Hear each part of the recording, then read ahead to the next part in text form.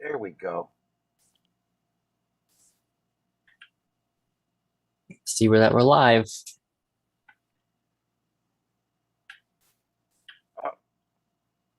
All right, yep, I see you have no mic. I see that. Okay, let's see here. Meeting is live streamed. Got it. Okay. And let's see here. All right, it's looking pretty good. Everything's stable, which is a miracle in itself. All right, hello everybody and welcome. This is the Southwest Florida TechNet. My name is Ian, KO4EFS, and I'm here with my co-host Joseph, KM4OVZ.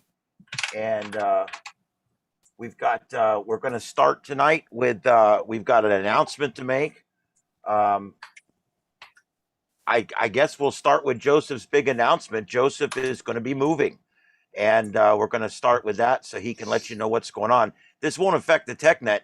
As I understand it, they have internet there. So, yeah, so he'll still be here every night with us on Friday so we can abuse him. But he's relocating. So, Joseph, why don't you tell us about that? Yeah, kind of came as a surprise to me too. We've been planning to move for a little while, and sort of the opportunity kind of presented itself pretty recently here in the last week and a half. And yeah, I'm gonna be moving out pretty quickly. I'll be back in Fort Myers, for the next couple months, back and forth, moving stuff, getting everything settled. But ultimately, I'm going to be living in Alabama. I do plan on starting up like a tech team branch up there, like a satellite, whatever you call it. And so I'm going to still be here for the TechNet. I'm going to keep helping make that, and I'm going to keep trying to be at least somewhat involved with the stuff down here. But I will not physically be here most of the time. So where are you moving? North Alabama. You know where Huntsville is? Yeah, I know where Huntsville is. That's where they worked on the Hamfest there a couple of times. Apparently they have a really good Hamfest. They got a great Hamfest there. That's one of the best Hamfests in the country. That's good to hear. I'm happy about that. We almost made it to the last one, but the timing didn't work for us. But hopefully this next one I'll get to go. Yeah, I've heard good things about it. I've heard it's pretty big and everything. And the ham community there is more, and we have Gigaparts too. Like the store is there in the city. You have your own candy store. Exactly. There's Gigaparts, and there's also a couple other stores there. I think it's like hobby stores. From Atlanta with the ham radio outlet either. There you go. Yeah. So it's not all bad. There's a lot of ham stuff. The hams there are kind of interesting. There's a lot more of them. You see a lot more antennas on vehicles, and you see it. It's like you see it, but you don't hear it. I think there's just a lot more people on HF than there are VHF, UHF, which is fine. I mean, you can't complain about that. So we're going to see how it goes. But I do have people down there who would make really good additions to like the whole tech team kind of thing. Because a lot of people down there are like engineers and stuff like that. And they'd be more engaged. Yeah, they'll be more engaging. So I think overall it'll be pretty good. I'm not going to be able to help out with the swap shop anymore because I just won't be here. But yeah, so that's what's going on. We're shipping out, going to Alabama. Well, there you go. You heard it here first, folks, or maybe you heard it somewhere else. But anyway, yeah. So yeah, I was, it is what it is. With most of the stuff our club does is virtual, and so Joseph's still going to be a very big part of what we're doing, and probably start another TechNet up there, very similar to what we're doing here, and we'll work with each other. Yeah, and we'll be able to work with each other, and it'll be great. We'll have one big TechNet for all the different groups that finally end up joining us and stuff. It'll be fun. I see a future in this where where the collaboration grows and grows and grows, and maybe even internationally at some point. There's we are not held by boundaries. All these local clubs, they're all like they got their little areas and stuff, and I don't want that. We're not going to do areas. Limitations. Yeah, we're not going to do it. 40K was all the memory you ever needed. Yep, yep. I can remember when I first heard the term gigabyte and I laughed. Now we're putting hundreds of terabytes together. So yeah. All right. So anyway, tonight is going to be fun. Does anybody have any announcements or anything they'd like to say before we start the main body of the TechNet tonight? I'm going to be at Swap Shop tomorrow. It's not much of an announcement, but it's not an official Swap Shop. It's kind of like a last minute thing because I'm not going to be here for the next one.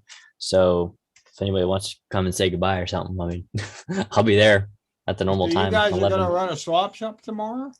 Not an official one.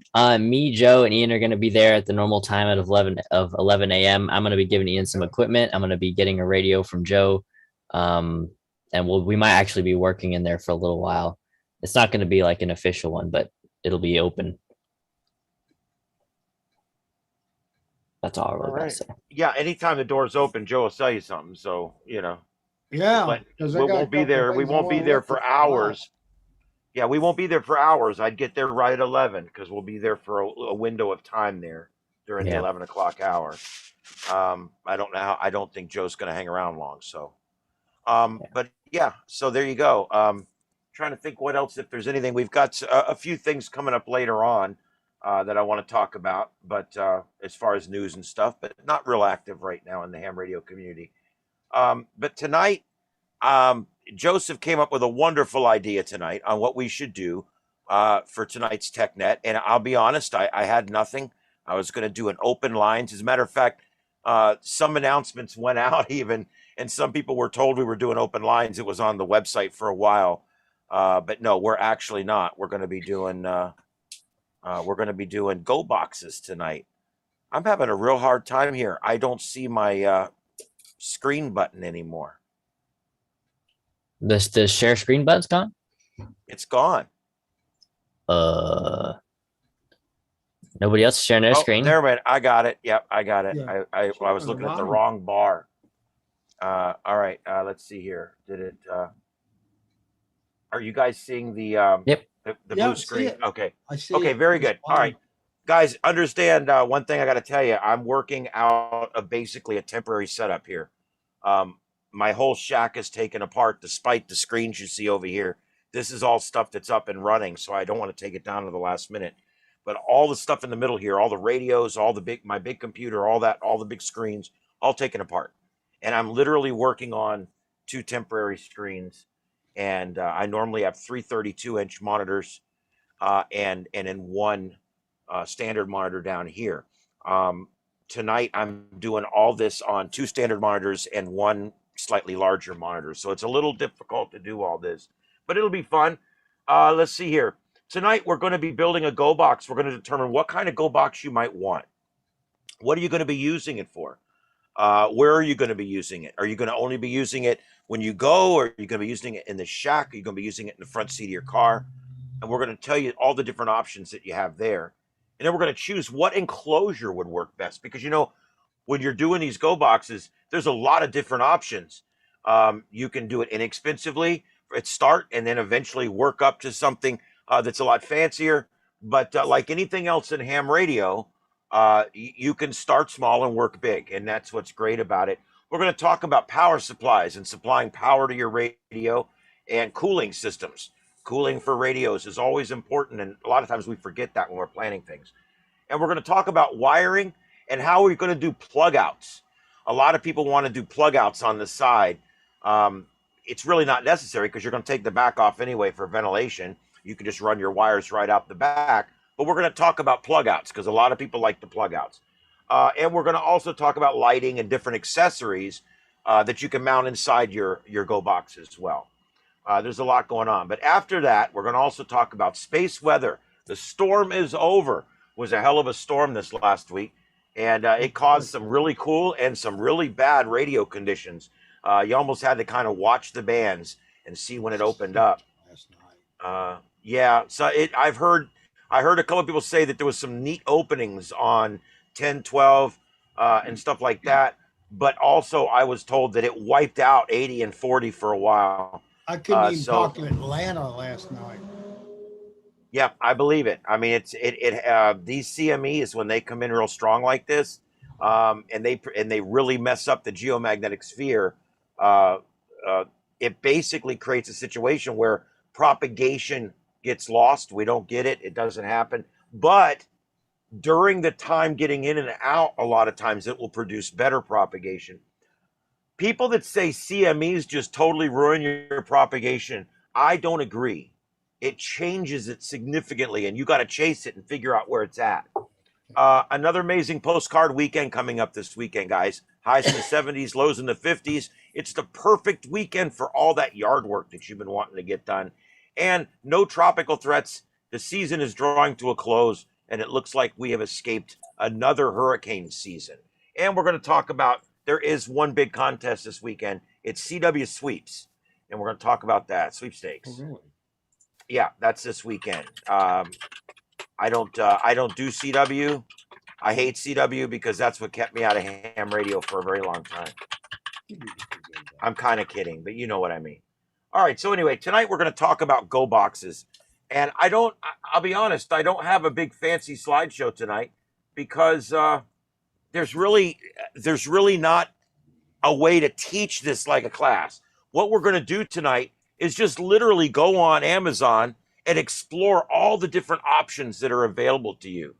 And we're going to start with one that Joseph built. He decided, I'm going to just build one.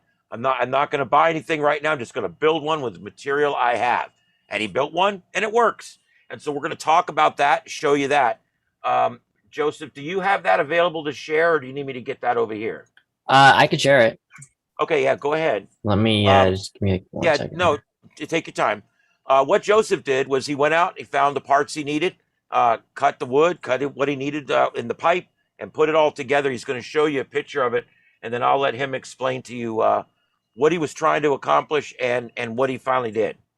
But like I said, a Go box is not necessarily even a box. It can be a Go rack.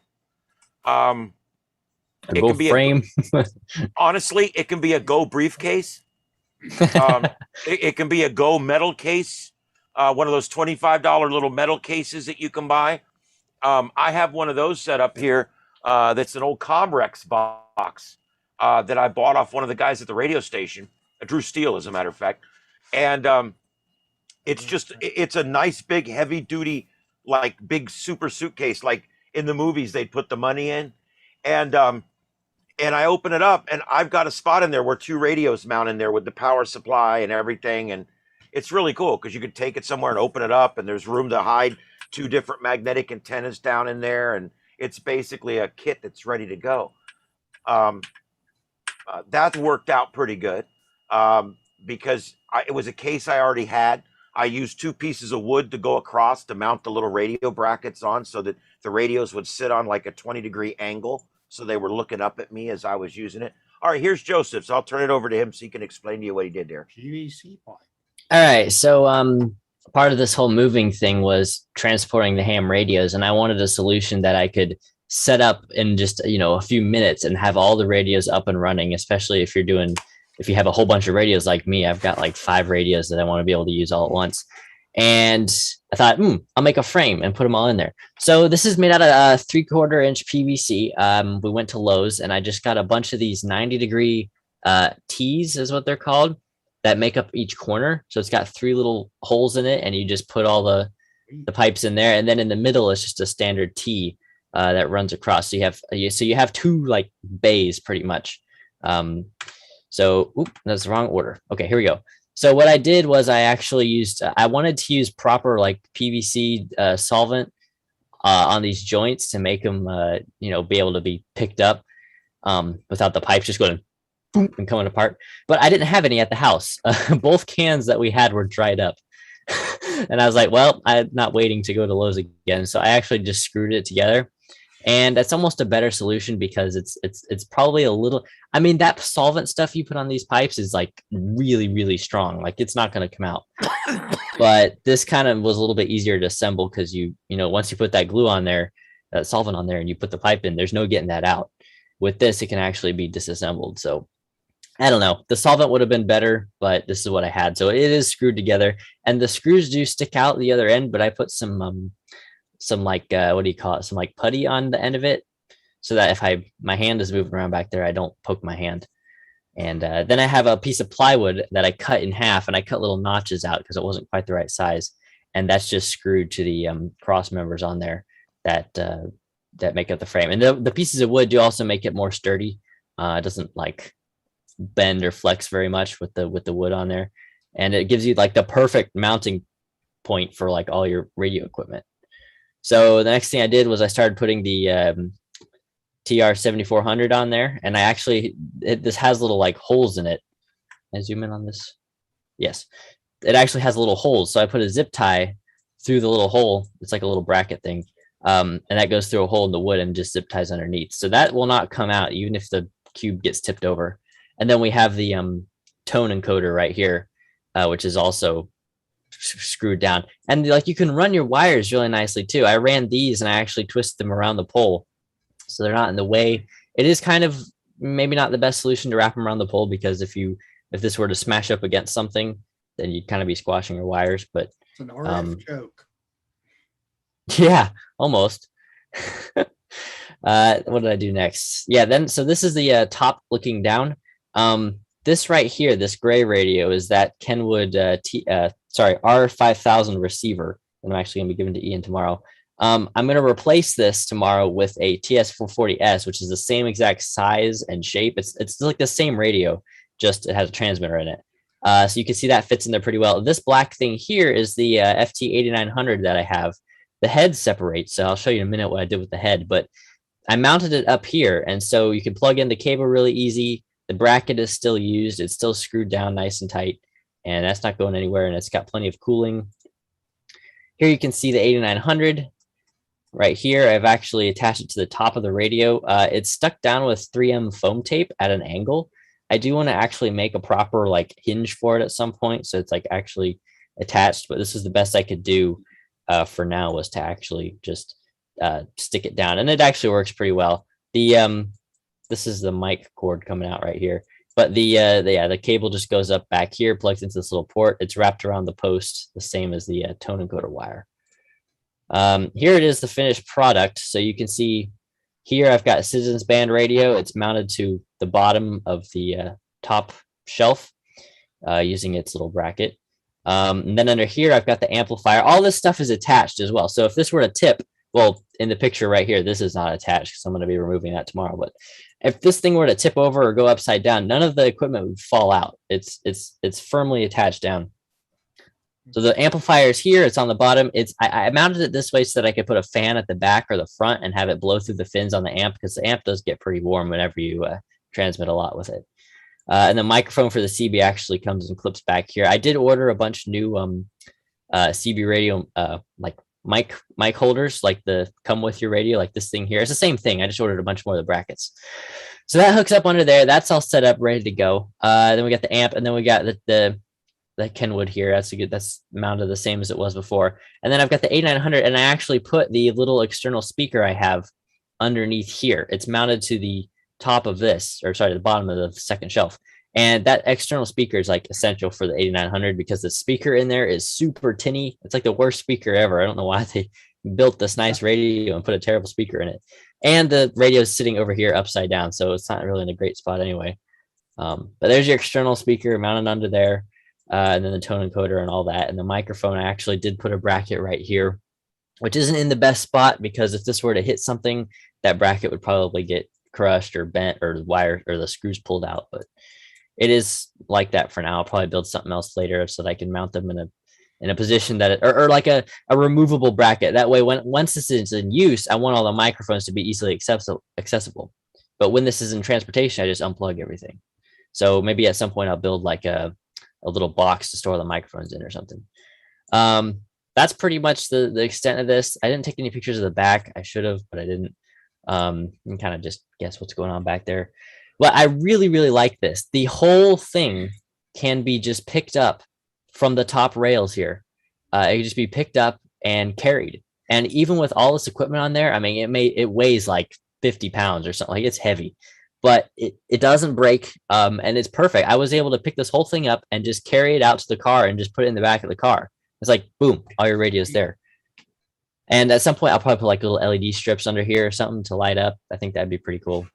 I still got some more stuff to do. I do want to put some kind of like computer in here at some point, maybe like a Raspberry Pi with a little screen that like would sit on top of the tone encoder or something. I think that'd be pretty cool.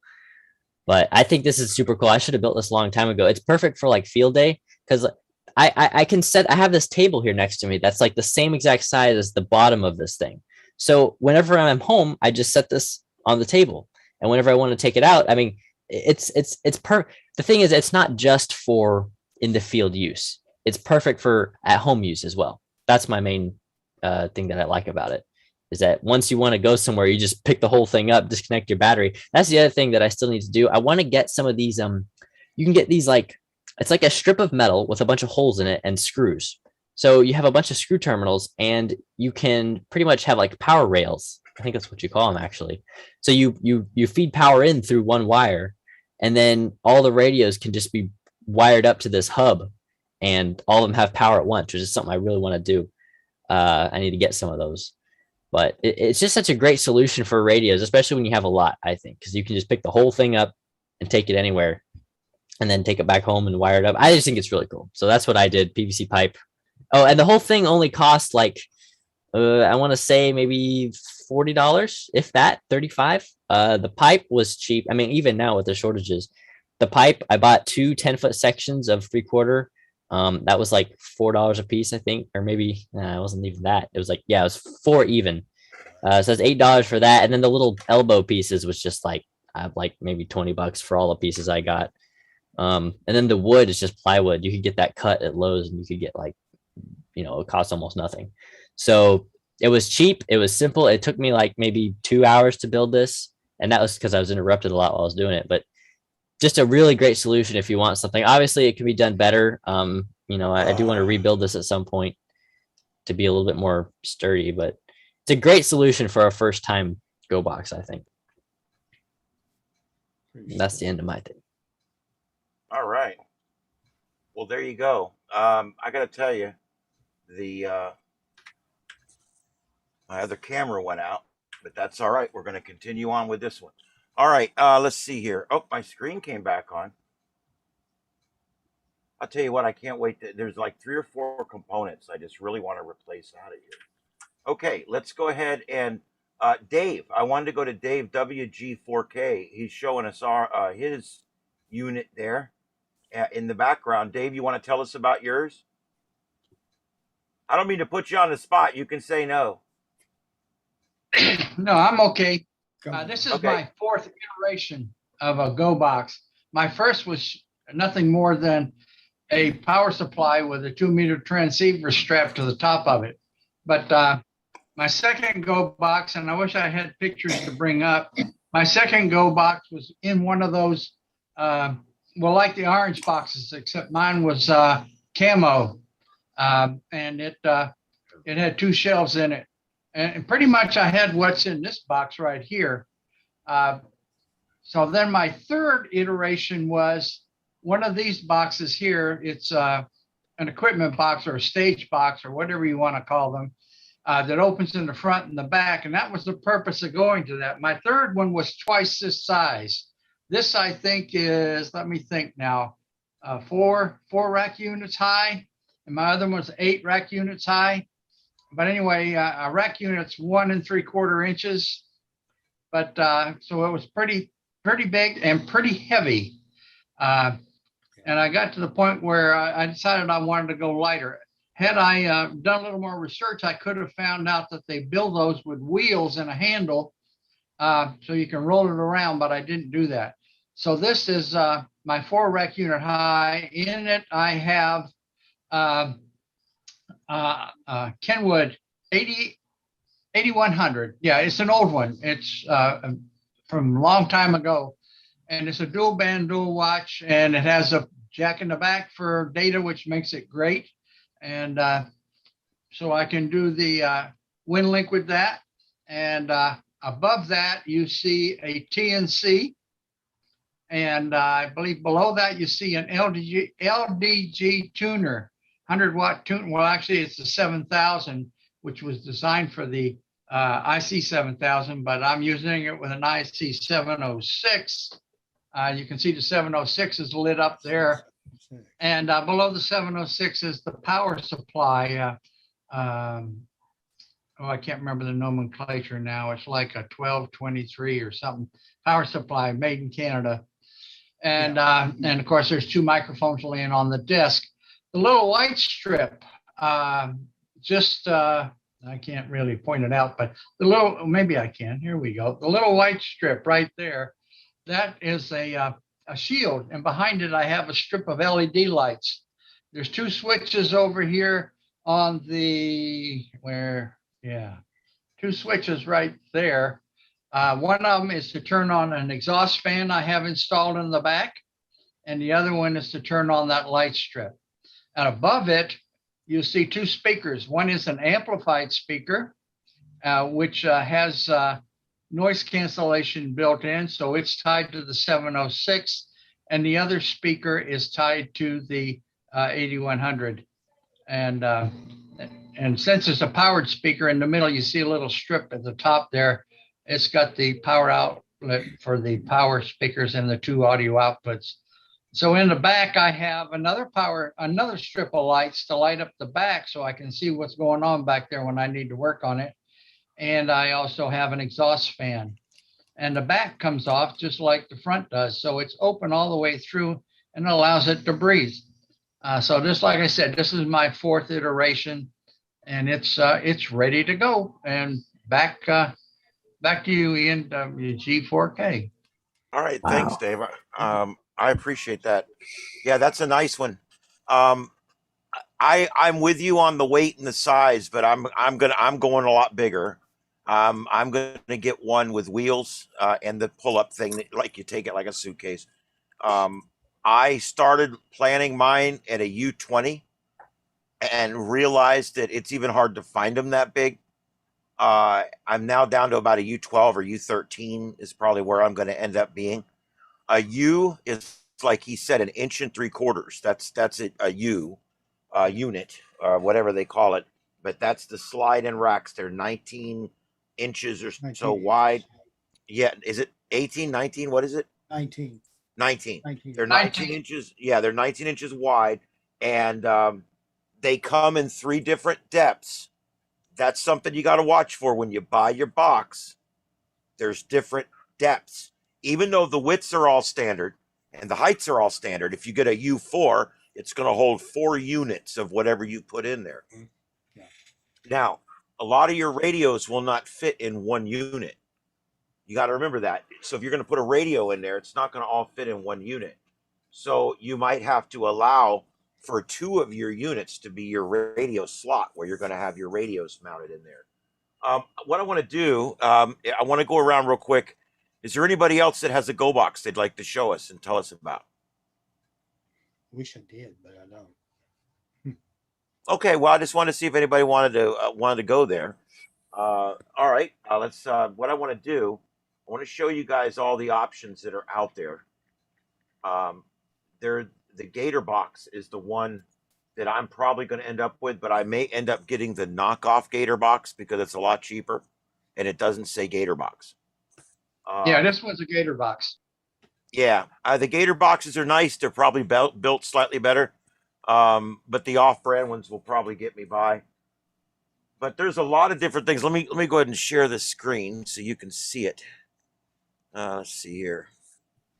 Do that. And let me go back over here and hit F11. There we go. You guys should see that now. Mm-hmm. I'm just on Amazon. And basically, we're just going to go down. There's 2 different kinds. There's this style and this style. They're both great. They both hold the same kind of rack systems that we're talking about. This is kind of similar to what I'm wanting to put together right here. And I'm going to try to see if I can find a resolution that gives you guys a better view. But that's basically on its side how it operates. And then there it is sitting upright. That's what it looks like with the front and back covers taken off. And then there it is with from the side view. Gotta watch the depth. You got to watch the depth. You probably don't need the deepest one, but you probably don't want the shallowest one.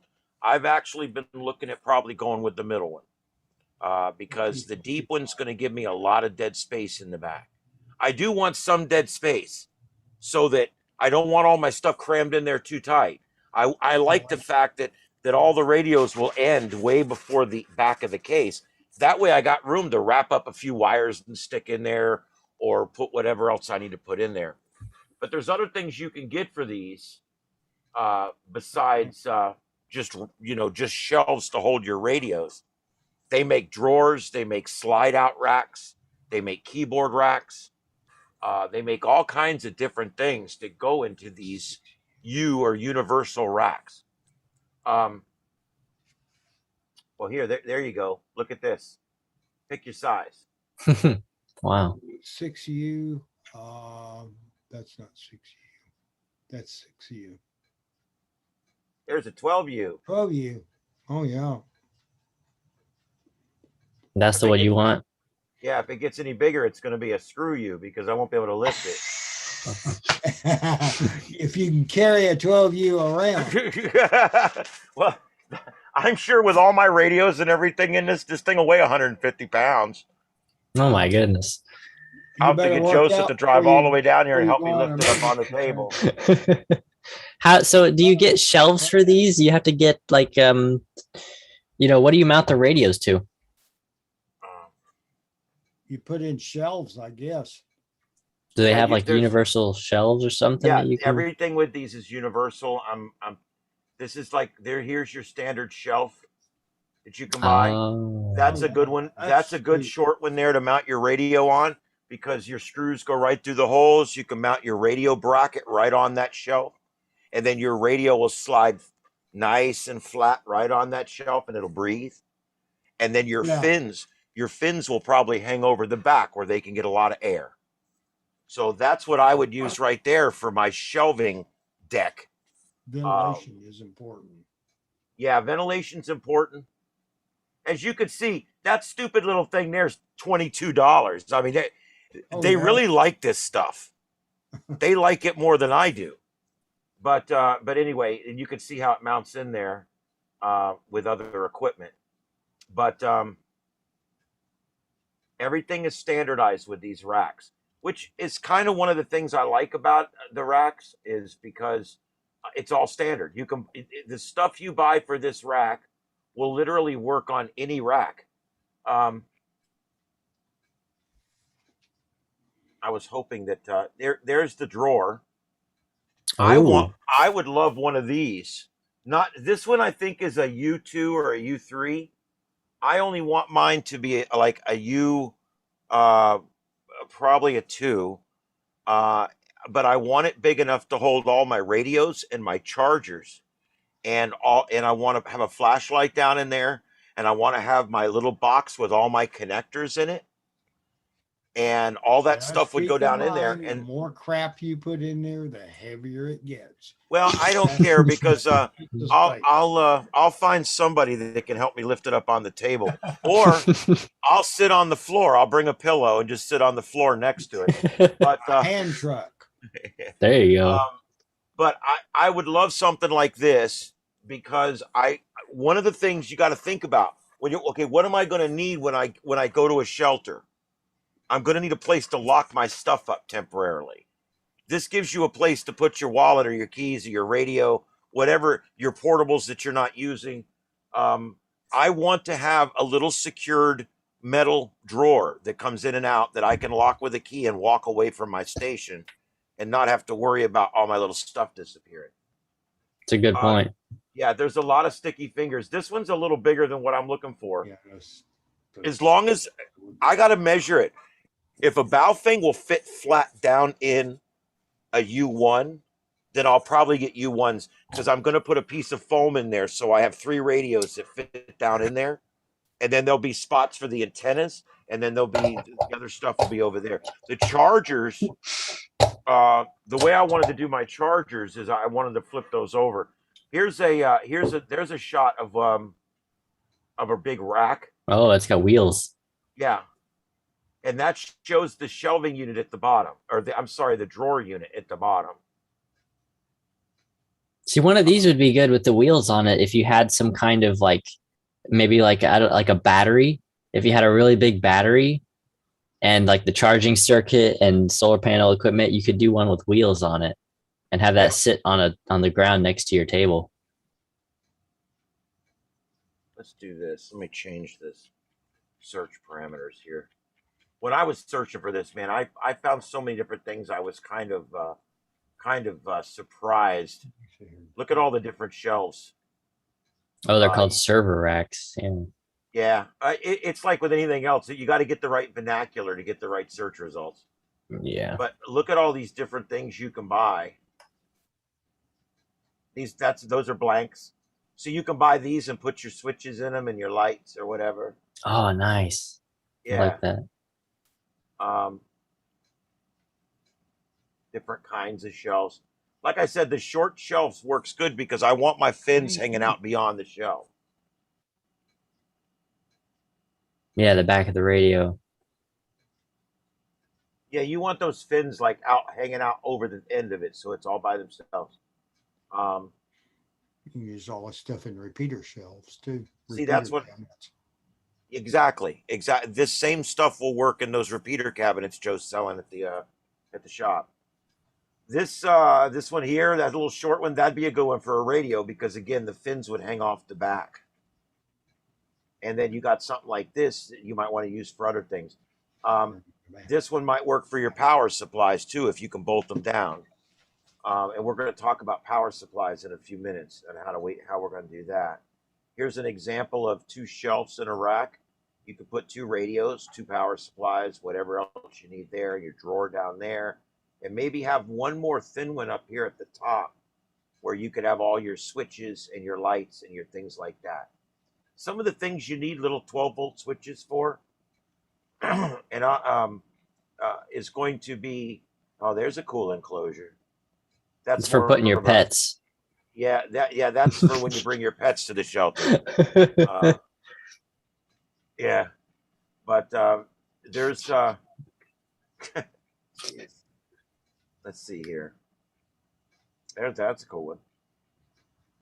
But there's so many things here, so many different options that you have with these U cases. But you do have to remember all this stuff is metal. It's not necessarily designed to be portable. It's not made out of aluminum. There's not a lot of plastic components. This stuff's built like a brick, you know what, because it's made for commercial applications. So you just have to remember, like Dave said, the weight is going to be probably becoming one of your biggest issues here when you're building this thing. Like I said, I built it up to a U19, realized I was obviously smoking crack, and got it back down to about a U12. And that's about where I'm at right now, is about a 12. I need 12. There's an interesting thing you can put in. And look, oh, that's cool. You can put this in the back. You can mount these from front to back, and you can mount them from back to front. So in other words, on the front, you've got radios and power supply front ends, and your WinLink or whatever front end. All your different front ends are there, so you can see everything. But then when you flip the box around, you could have this in the back where you could plug additional things in. You could have everything plugged into it, so you can use the back like a second rack, because if you buy a deep one, you would actually have some room in the back where you could put all your plug-ins, your plug-outs. You could have LAN in, LAN out, power in, power out, 12-volt in, 12-volt out, battery connections. It can all go through these kind of things on the back of the rack. You guys see what I'm saying? Mm-hmm. Because you can mount things on the front and the back. They've got the rack screws on the front and the back. See a few repeaters set up that way. Yeah. I'm telling you guys, this is the way to go. It's expensive. Takes time to build it. But once you get it built, it's built. Those are I think those are wire chases. Oh, I'm not sure. Yeah, they're looms, like where when you're running a bunch of network cables, you could use those to loom them down and through. We got those at work. Hey, when this COVID thing's over, okay, I'm gonna work on getting whoever wants to go through the station. You guys, I want to get you on a tour down there. I'll be allowed to do that once we get the hypochondria to away. Sign me up. Look at that big rack right there. That's what I need there. That's like a U90. That's a 42U. That's a 42U. That goes up to the ceiling. I could put 3 repeaters in there too. Oh, yeah, easy. There's the little thin drawer. This is There the one you go. That's the one I was looking at right there. Look at that. I bet a Baofeng would fit in that. Maybe, well, I might take the belt clip off, but that'd probably fit in there. I was also thinking it might be cool if you had one of these, you could put a keyboard in it. Yes. Yeah. Like that a was slide one of out the things I wanted keyboard. to do. If they make this, but with no lip on it, like just a flat surface that can roll out, that would be good for a keyboard, because otherwise you're going to be like kind of having to rest your wrists on the side of this thing. But if they make one that's just like a tray with no sides or no front, that would be ideal for a keyboard. You could put like a Pi 400 there and all the wires and everything just fasten it down. Go wireless.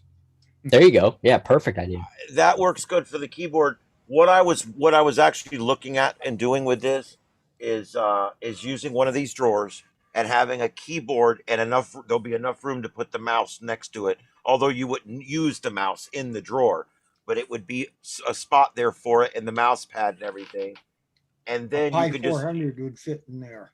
Yeah, but you could have the keyboard, and then even if I use a laptop or if I use one of the new mini desktop Windows type machines that they've got out now, whatever kind of computer I decide to put in there, they're making some really small, really neat computer monitors for $100. I mean, they're really not that much.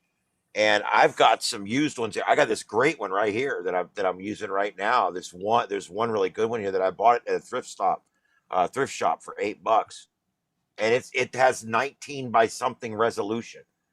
I take this with me. I have it in a separate case or whatever, and I take this with me, and it sits next to the rack. We do too much on the computer not to have the computer a central part of this thing.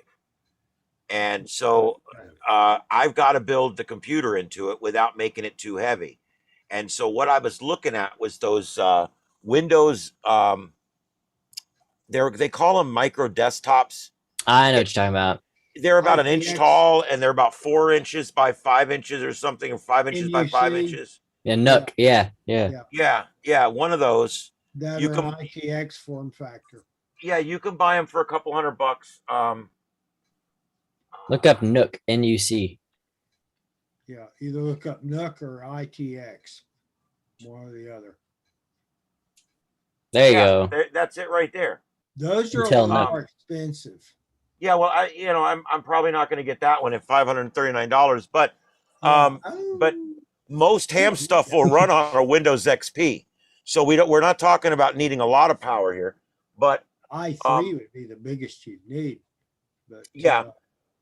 I'd almost go with like a Pi 4 or something in an air cooled case with a proper fan and everything. You probably the only downside is that running Linux that might be kind of. Although all the ham stuff works with Linux. Pi 400. You got I wanna everything in the make- keyboard.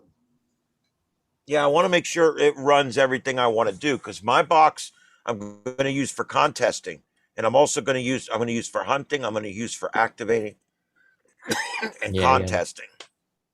So when you look at all the different things I want to do, I want the computer to be a pretty big part of it. And then you can link everything up, with FL Digi and start doing PSK and all that kind of cool stuff. I'm going to see how money gets next year, because I've thought seriously about buying an air card that I could hook up through my phone company, through my cell company, $20-$30 a month or whatever. And it would give me unlimited internet, and it would have an antenna connection on it, and I could actually build antennas for it. And I want to be able to take this thing out in the middle of freaking nowhere where there's no cell service and put up a beam and see if I want to experiment with trying to get cell service and in distant areas where you can't get it now. Because I'm going to be honest with you guys, there's something that you may or may not know about me, but one of my fantasies has always been chasing storms and chasing tornadoes, chasing hurricanes. I would about that tonight. I know I would give anything, and I have done Oklahoma. some of it. Exactly. I'd love to do Oklahoma. You have no idea. I could just go look. I would love to go spend 3 months in Kansas and just literally just wait, go wherever we think it's going to be every day, type of thing. But I love chasing, and I want to chase hurricanes, and I there's something that they haven't been able to really do yet. It was done some in Irma, and it was done some in a few other recent storms, but it hasn't really been done that well. And that's beaming back a signal during the storm, because cell towers start going down, cell tower go down, cell tower. Oh, yeah, There's sure. one guy, and I don't have his information for you, but there's one guy that built a system that he chained or bolted or whatever to a municipal pole down on the beach somewhere, and it had a directional antenna on it, and he has some kind of system in there. I was reading about it. It hooks up to all three cell companies. It's got a packet for all three cell companies, and he had a Yagi that's facing this little Yagi about this big, that's facing towards back towards the closest cluster of cell towers, and or back towards civilization anyway. And as the storm came through and as cell towers would go down, this thing would stay up because it would continue to be able to get new cell towers as they would go down. It would find one further away because it's a look. Could you imagine how good your phone would be if your phone had a directional Yagi on top that you could point at the cell tower? This has no antenna now but your head. Okay. Could you imagine, seriously? I mean, the biggest antenna this has is your hand and your head. Could you imagine if this had a 5-element Yagi about the size of my hand on top? I could suddenly talk in areas that would be dead. Up at my cabin, I have one spot out on the banister where we can sit our phones, and it works.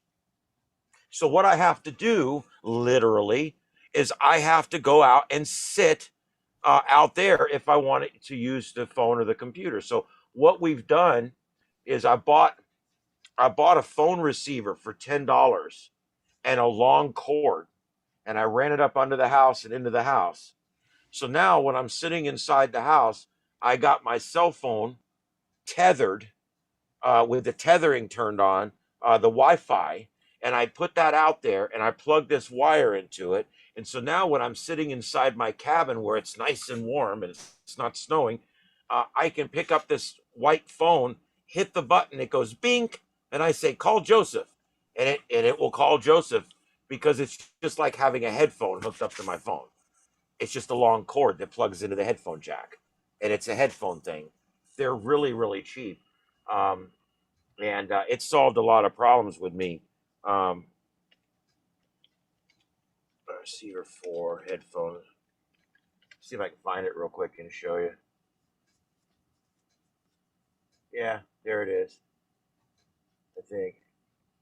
Well, anyway, it doesn't matter. The point is, it looks just like an old telephone, but it's got a wire that connects to your cell phone. So instead of holding your cell phone, you can just hold this.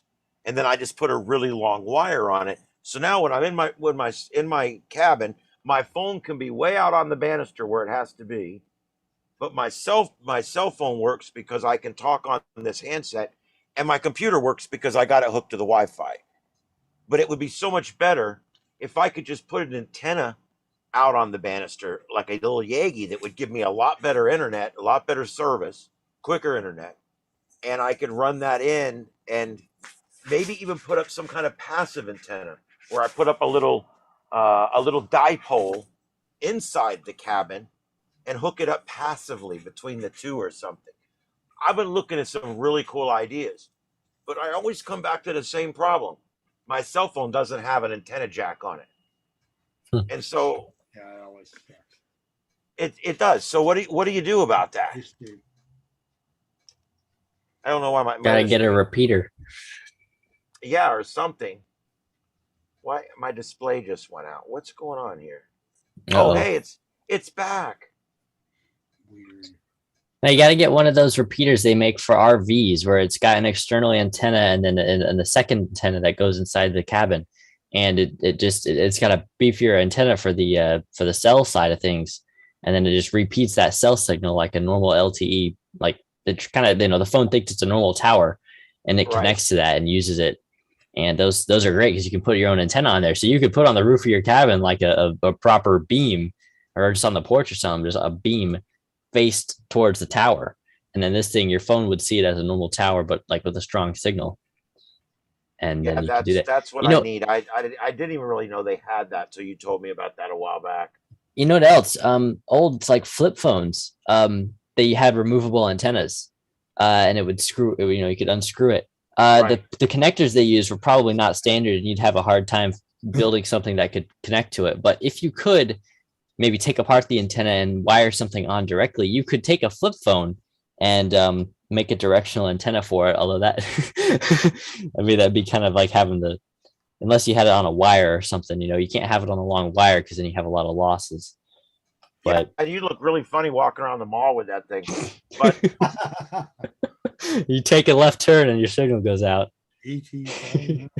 well, just so you can see it, this is what I bought for the cabin.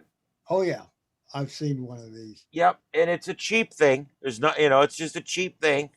And but I bought a 25-foot cable to go on there. It's the triple band cable that's got the mic and the speaker in it. And I run that underneath the house and up through the floor. And so when I'm inside, I have this hanging on the wall like a telephone, like the old days.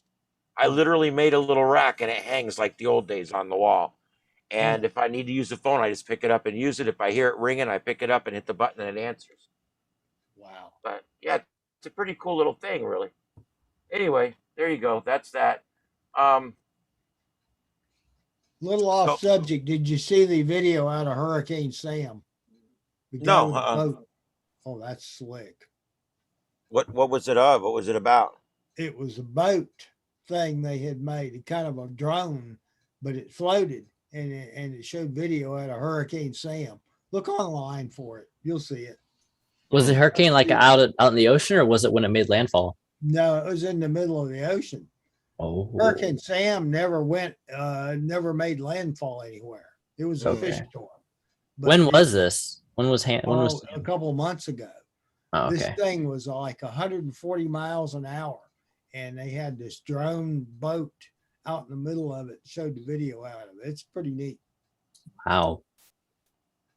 Yeah, and 50-foot waves. It's a sailboat. It's a drone sailboat that radioed all this data back. Yeah, you know what I'm talking about. Yeah. That's pretty neat. I'm going to tell you guys, next thing, go ahead. Does somebody have something? I was going to say the hard part of getting a signal out of a hurricane is the rain fade. I think it causes a lot of problems for even just normal like satellite. Even if you have a satellite, data system, the rain fade is too bad and it can't get a signal out. I don't know how bad it is at lower frequencies. I don't think rain affects too much. What? They had to beam it up to some satellite, but they got live video out of the thing. Oh, that's pretty good. They managed to do that. That's pretty good. I wonder what they were using for satellite, what service it was. I love when I'm in the shack by myself and things are moving around behind me. It's the Alienos. All right, what I want to do real quick is Halloween is over. There's let me see if I can figure out how to do this here. No, it's not going to work. Hold on. What I want to do is I want to go through and just look at some pictures of some boxes and show you guys some different ideas. I know this is crazy, but one of the things I do is I like to just go look and find other people that are doing the same thing I'm doing and how they set it up. Here's some different ideas for you. These are some different boxes. There's a nice little compact box. Yeah, that's nice. He's got his HF there, and he's got his VHF UHF, and I'm sure that's a tuner. That looks like an MFJ tuner, and he's got his two speakers. I'm gonna tell you guys something. Speakers, because I'm gonna tell you something. The little speakers in these radios suck. And you get in a shelter and the wind's blowing, you're going to need something you can hear. And or if you're out in a contest and you know the birds are singing overhead, you're going to need a speaker where you can hear. I recommend headphone jacks available, and I also what I recommend is a headphone jack that you can plug into that leaves the speaker on. That's a good idea. That's a really good idea. That way you can plug in and hear, and if you have a partner or if you have people that are monitoring with you, they can also hear. But Field day, you they can need to have be able that. to hear it so they can log. Right, exactly. If you're doing field day, I want it to be open so people can hear what I'm doing, you know, if they're showing people around, whatever. But I also want to have my headphones on. When you plug your headphones into the radio, it ends up blanking out the speaker. So Yeah. that's just something to think about when you're wiring it. Maybe wire it with a jack so that when you plug into the jack, you end up getting the audio from, say, both radios without canceling out either speaker. Maybe So you put a get your switch. one radio on one side, one radio on the other side in your headphones. And, but when you plug it in, it doesn't cancel out your two speakers, so people can still hear. It's a real shack in the box right there. Yeah. The jack in the radio, when you jack in an external speaker, it cuts off the internal speaker. So you'd have to modify the jack in your radio. Or you could, well, External. yeah, you use an external speaker anyway. Yeah, You you're gotta use using an external internal speaker. anyway. You're just going to hook a plug up to it to where you can plug headphones in as well. Just set up a switch. That's all you Yeah. gotta do. Just do a splitter. Just you could build a splitter and then make a box with 4 That works. jacks on it, and you could have a switch to enable auxiliary output. Yeah, that'll work. This is a neat little box. Notice he's got his power poles. So he's 12 volt in. He's got his Looks like- voltage meter and a little power switch there. And he's got it USBs. I strongly suggest that you put charging USBs on the box, on the outside, somewhere easy to get to, on the front, in the back, wherever you want to put them. But you will use those. Trust me, you will use those. People, the first thing you're going to do is find that everybody needs to charge their phone. Oh yeah. Make sure And they're high so- power chargers too. Yeah, like a don't 10 amp. skimp on that. You want to get a really good charging strip. There's also PowerWorks, POWERWERX. They may have some. You may have some of their stuff in here too. Yeah, and you can put these on the side, on the back. You can put them on a panel on the back. You can drill a hole and put them in the side. You can put them on a panel on the front. You can drill a hole and put them on the top. Doesn't matter where you put them. Or you can have them just up inside and you can just wire the stuff in the back when you get there. It all depends on how fancy you want to be. Look at this guy too, the one you've got currently. He's got his antenna, PL259, actually case mounted in there, and then the antenna is like a telescopic thing, so he can just pick that out of his case and screw it on, and it sticks straight up. Wonder how well that would perform. This thing is literally ready to go right now. You just His plug own, it in. I want to say his only weak side in this is the actual radio. He looks like he's using one of those cheap Chinese ones that die after a while. And this says Great Lakes They're great Prepping for on a it. while. It says Great Lakes Prepping on here, and I'd hate for him to be in an actual situation and have his finals catch on fire. Well, if it's the end of the Actual world, emergency, your radio would have self-destructed in 5 seconds. if it's the end of the world and 98% of the population's dead, I'm going to break in somebody's house and get me a Yazoo. Anyway, there's some cool stuff there. Notice this little box he's got set up here. I don't know what that is in there. It's like a power supply of some kind. Yeah, that might be his battery or his power supply. Got his little radio set up there. That's one of those, that's an ICOM, I think, with the 4 knobs and the big screen. Yeah, so I'm not sure what Yeah. that is. 300. Here's a neat one. Oh, he's got a Like I computer in s- this one. Yeah, like I said, guys, we got to look towards build. It should have a computer incorporated, because what's the first thing you're going to need is WinLink. And if you're contesting, you're going to need JS8 digital modes, FT8. You're going to need all those different things. I mean, you may just say, look, I have a laptop and I'm just going to bring my laptop and set it up next to the box. That's fine too. As long as you got your jacks all set and you're all ready to go, that's fine too. I just want to build a computer into the box that's already hooked up to everything. All the rig controls, all the bull crap, everything's already hooked up to one thing. It's already running. It's perfect. And then when I bring my laptop, I have something I can type and do reports and watch videos on or whatever.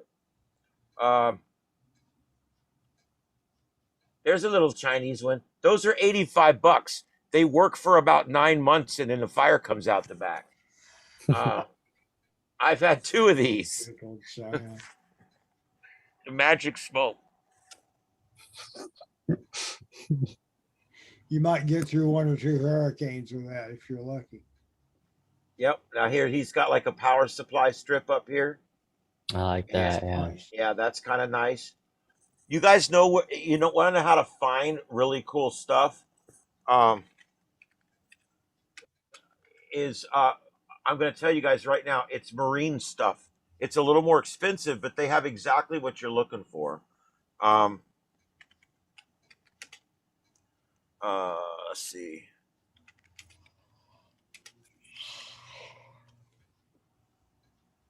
Look at Oh, it's all like case mount. Yeah, look at that. Oh, hey, it's the same thing. Yeah, we just saw that. The guy just bought it from a marine shop. Like I said, marine stuff's a little more expensive, but look, it's watertight. And man, I really like that. It's USB and it's got a voltage readout and it's case mount. That is Look at that super one. cool. Yeah, that's awesome. Yeah, so like I said, marine stuff. If you got more money than I do, marine stuff.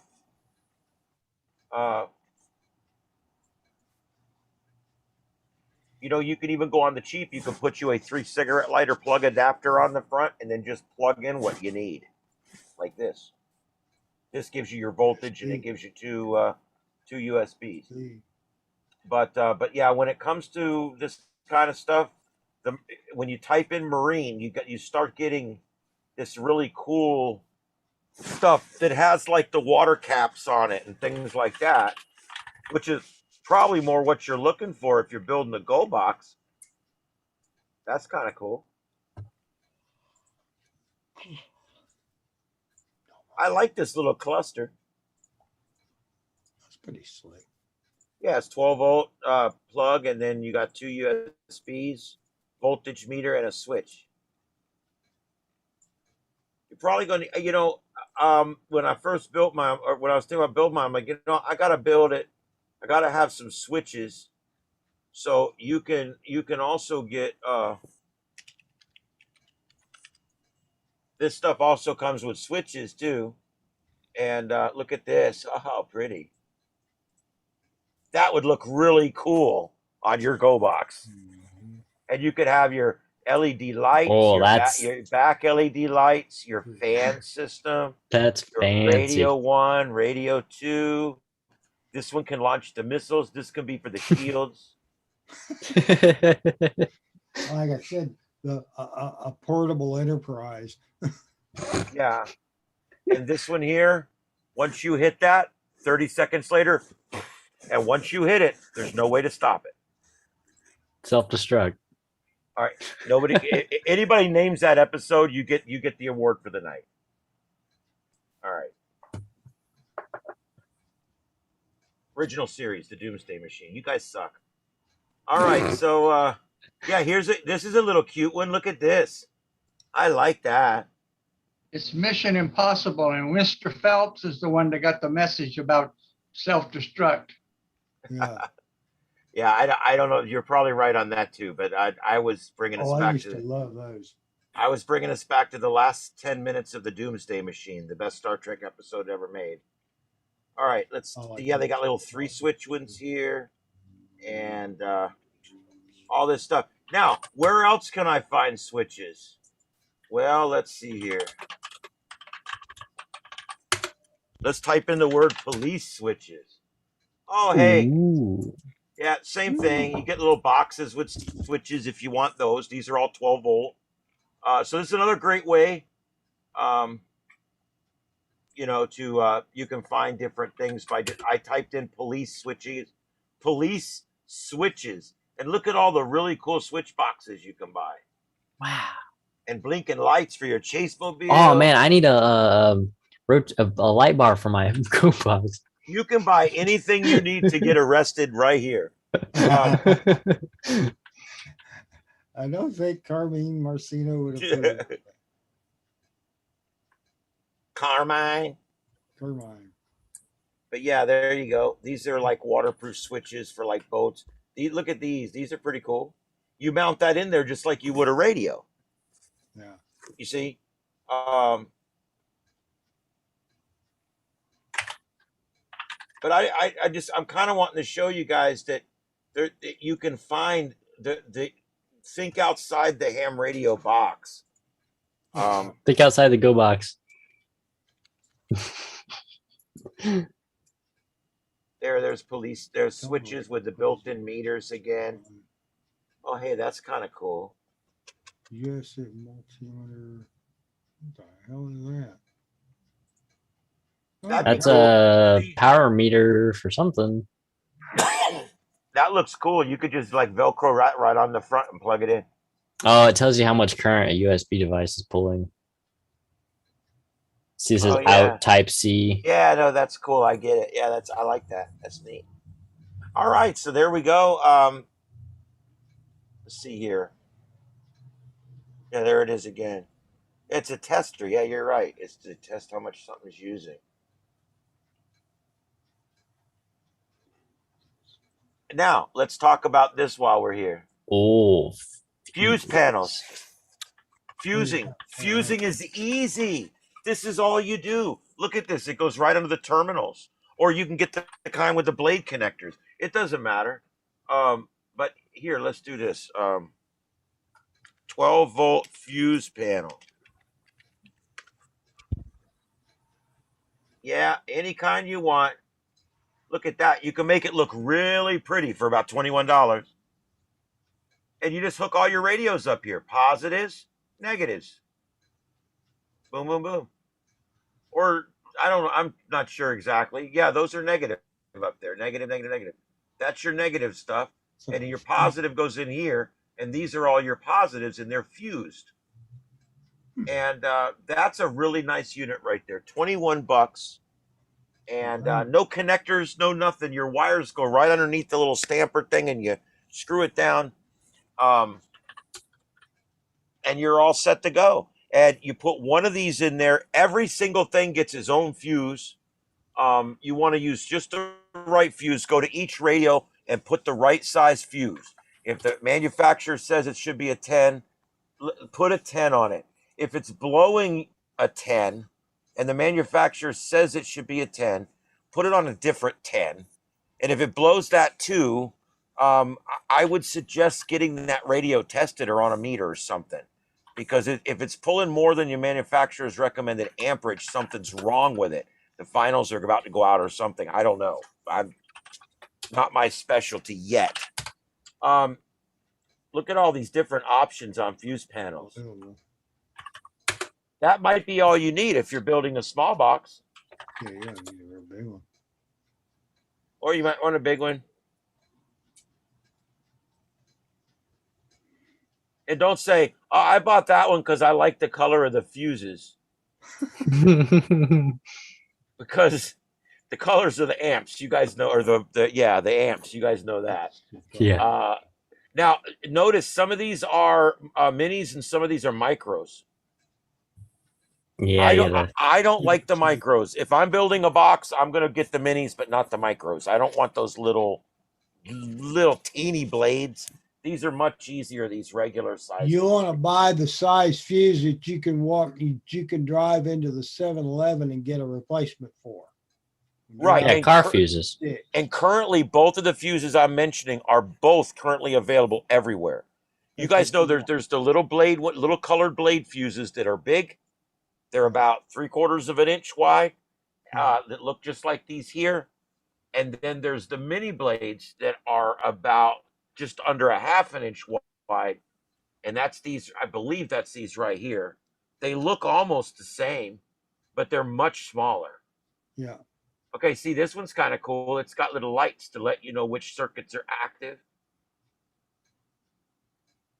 You can buy some neat stuff for 20 bucks here, 20 bucks there. But I'll tell you what, this Go Box can nickel and dime you to death, too.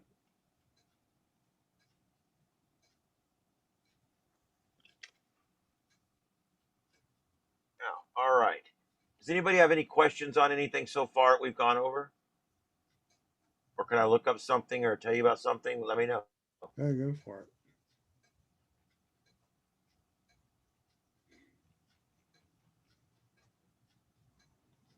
All right. Trying to get us back to where we were here. All right, there we go. Now, there's other kinds of racks that you can buy. Where did that? Oh, here we go. You can build them in a Pelican case. Let's say you want something that's completely watertight. Oh, I like this one. This one's from the United Federation of Planets, Starfleet Command. Look at that. That's kind of cool, huh? He's got the screen mounted at the top of the Pelican case. PX3 in there. Yeah, and he's got, I'm sure the mouse just plugs in and comes over here, but he's got a little keyboard there. He's got his radio head right there. And that looks like a portable mounted in there with the antenna coming up. That's probably a digital, I would assume. And he's got his little power tap back here. Looks like he might have 2 radio heads in there. Oh, wait, here we go. Yeah, that's okay. Now that's pretty cool. I don't care who you are.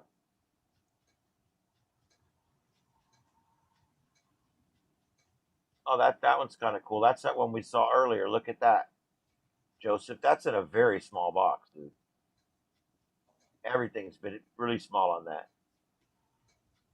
That sure looks like a Yazoo mic. Yeah, Or Yazoo, Yuzu. How am I supposed to pronounce it this week? Yazoo. If I say it fast, it comes out right. They don't like when I call them a Yazoo. It's a Yazoo. My wife said, "Don't be buying no more of them fancy Yazoos." Here's a cool one. Look at this. He's got his switches on the side. He's got the nuclear switches, so you have to flip them twice. And the voltage meter there. This is probably a battery box, if I had to guess. Yeah. Probably got a battery mounted in there. And he puts this next to his rig. Oh, look at that. That's cute. It's cute. Put a little Bofang on there. All UV5R in and stuff.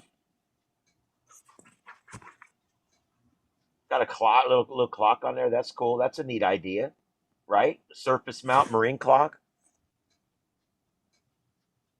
A little tuner there. His little Yazoo. And that's a WinLink box. One of those things. That's a cool little system there. I like that. Here's its sample of wiring. That's nice. Yeah, it's nice and clean. Notice he used a fuse panel that already had the power poles built into it. Yeah, that's so he went right from power pole right out of the fuse panel, right into the radio. Yeah. Oh, I don't know what I did here, but yeah, that's a pretty cool deal right there. I like that. Now that's a sweet box right there. Now that's a little too clean for me. My goodness, I don't even know what that is. L-Craft Go Box. Oh, look at that with the 2 6-volt batteries down in there. Wonder how long that lasts, because those don't recharge.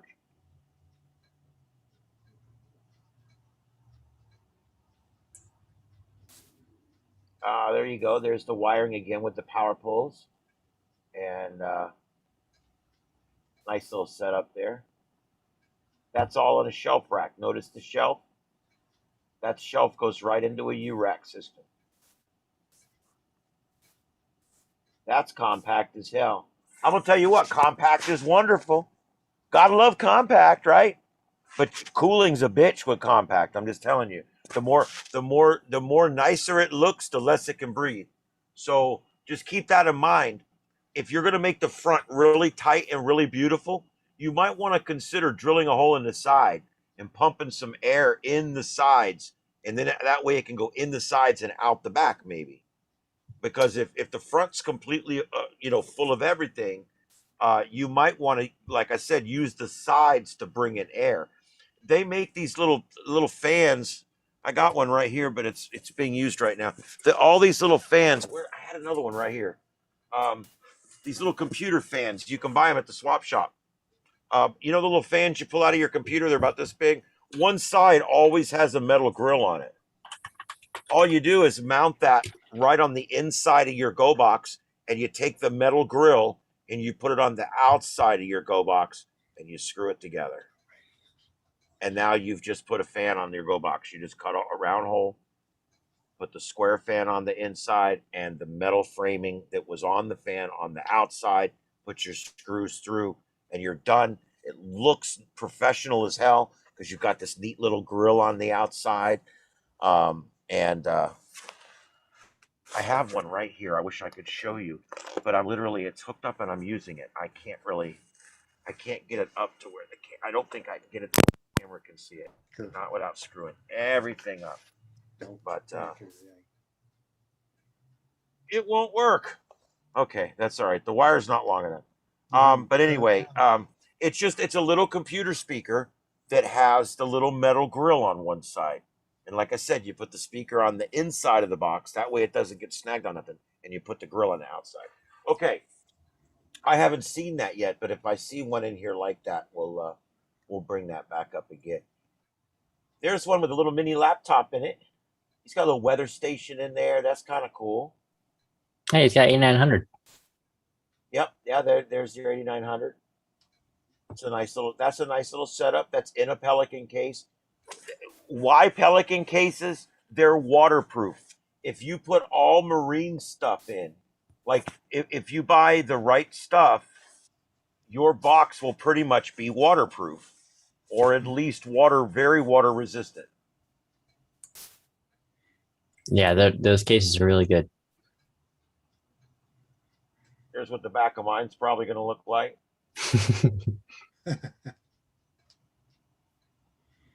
And you can also do repeater cabinet.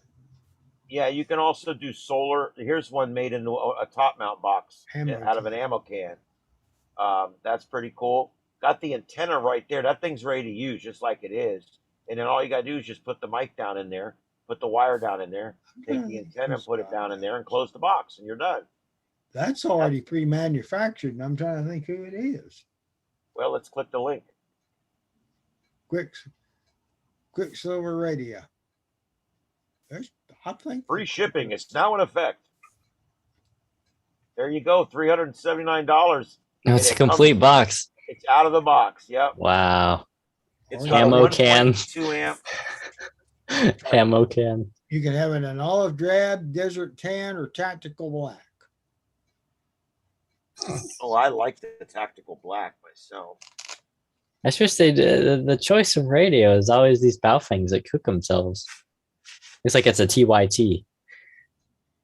You do get one day of fantastic smoke. I don't know. The thing is, if they had to put a better radio in there, then it'd be a lot more expensive. I'd almost wish you don't they have to buy that with the radio. You can buy it. I was just going to say, I wonder if they sell it without the radio. They do. Here it is. That's it just has the battery. There you go. There you go. Hamo power. It's a Hamo. I love it. Hamo by Hamo box. Yeah. It's a Hamo can. Hamo power. I could put my logo with our new Hamo power system. 2 meter rig, which will probably outlive all of those Chinese rigs. Yeah, but in another few years, those Chinese rigs will be $12 a piece.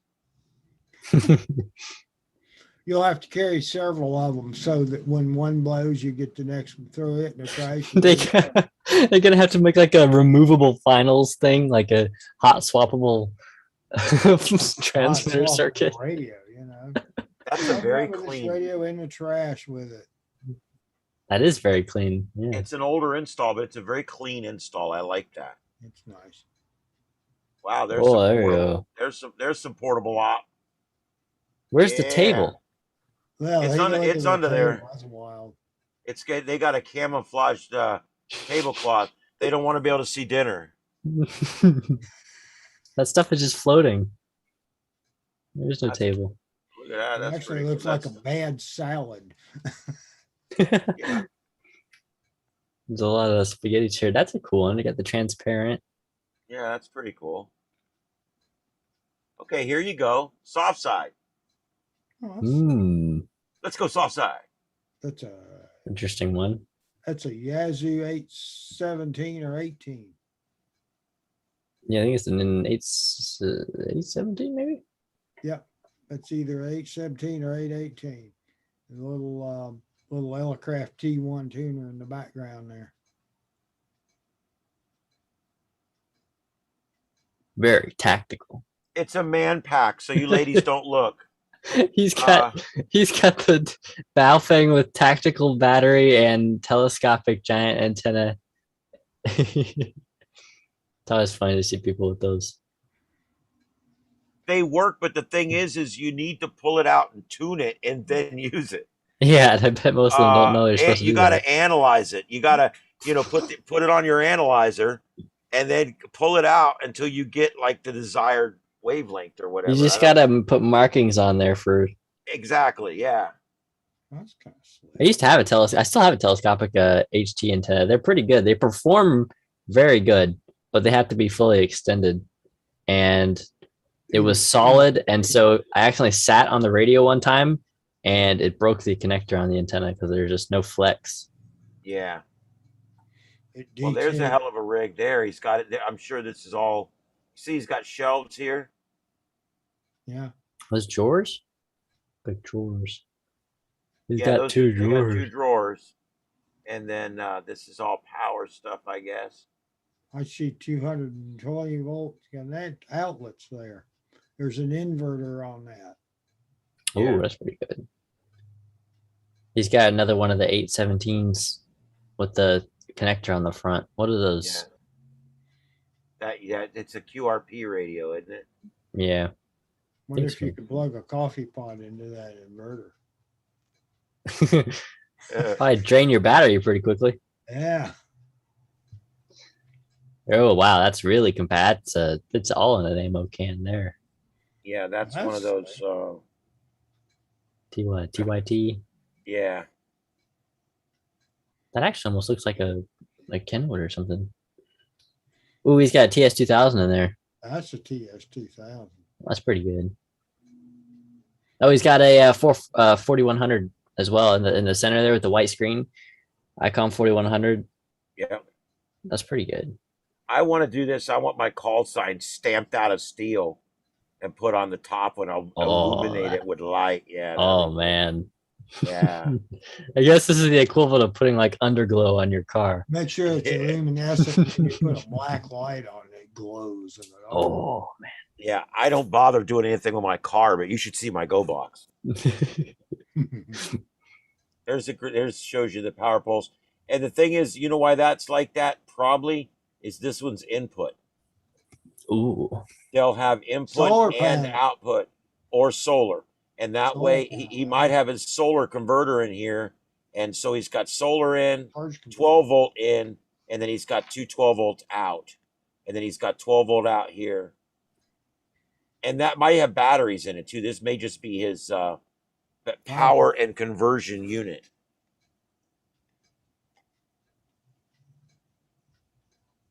Yeah, that's a What power. radio is that? That's a weird one I've never seen before.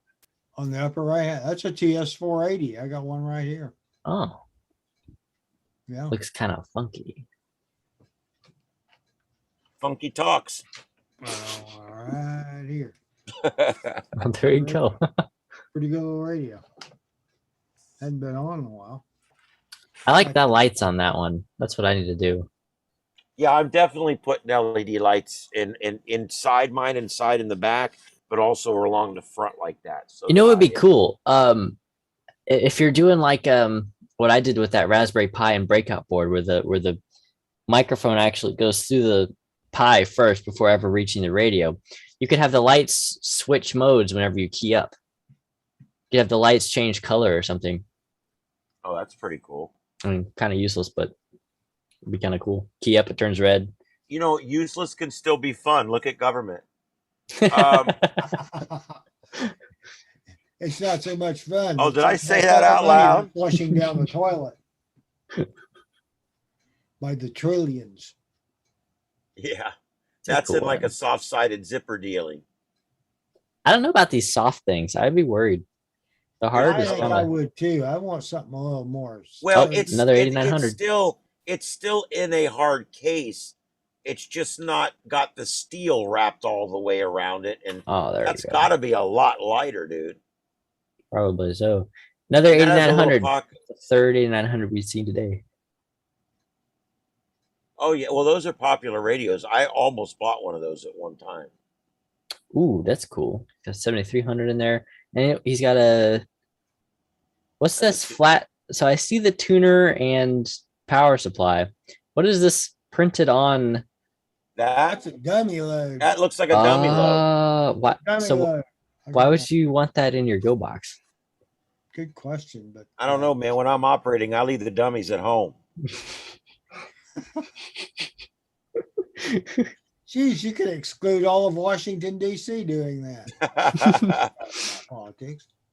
Underhanded comments about the government night here on the TechNet. So look at this. Look at this. See this one here we have pulled up right now. The 4100 is there, but he has to put the base of it next to it. I mean, he doesn't have to, but why does ICOM insist on putting the mic connector on the base of the radio when the head is designed to not even mount on the radio? You know, I mean- I honestly think that's ignorant. It must be. I mean, Yaesu figured it out back in way long time ago. There's no Motorola reason for figured it out in this. the 70s. There's no reason for this other than just being extremely inconvenient.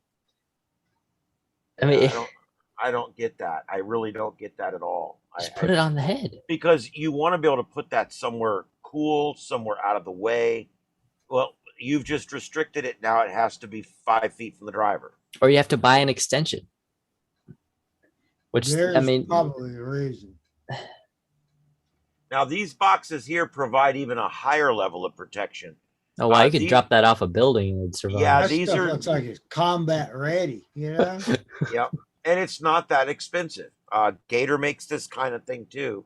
And it's not much more expensive than the other one. It looks bulkier, but it's plastic. It may actually be lighter. Could be. And it sure looked like it would protect your stuff better. Yeah, it's got like these Yeah. chunks of something. It's still got the metal frame inside that it's all connected to. You know, if I was going to get one of these, I'd try and find one in like a gray or a white, because if this is black and you're doing field day and it's in the sun, it's going to get rule really, number really one, hot. I don't do anything that's in the sun. Okay, fair enough.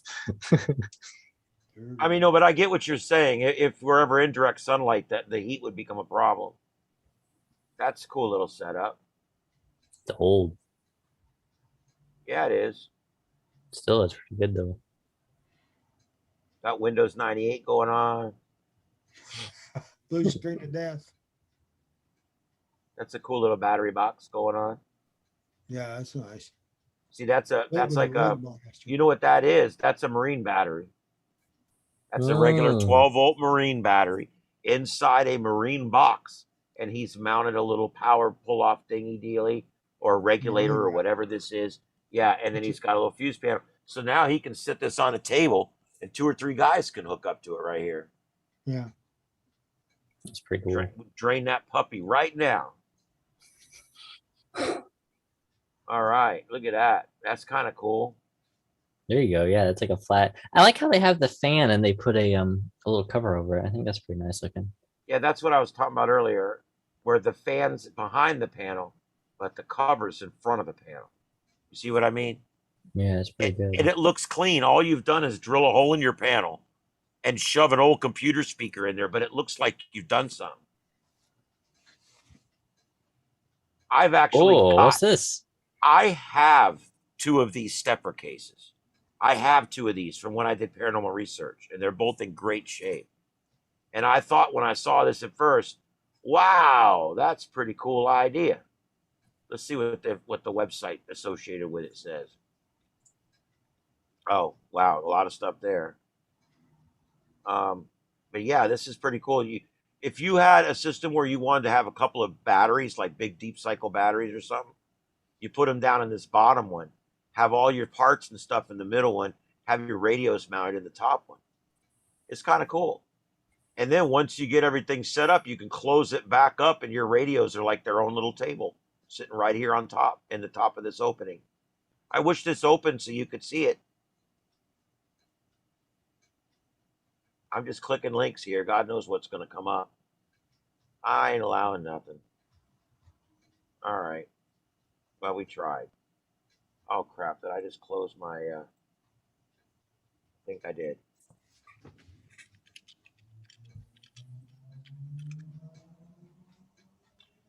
Anytime I want to see things, I just go to Google Images. I type it in Google and I click Images. And that's all you have to do, and it comes right up. What is this? 44 bucks. Oh, look at that. It's a radio ready kit. Cool backpack. Yeah, that's kind of cool. Look at that. He's got his 6 amplifier. linear amplifier.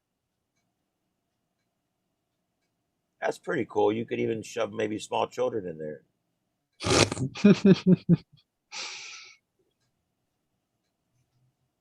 Oh, look, it's got a little plug in it. I kind of like it, but I don't hike because hiking's a lot of work. I found hiking is just a bunch of BS, really. I don't enjoy the company of snakes and gators. Well, it's not the snakes and gators that bothers me. It's all the manual labor and walking. Yeah, well, that too.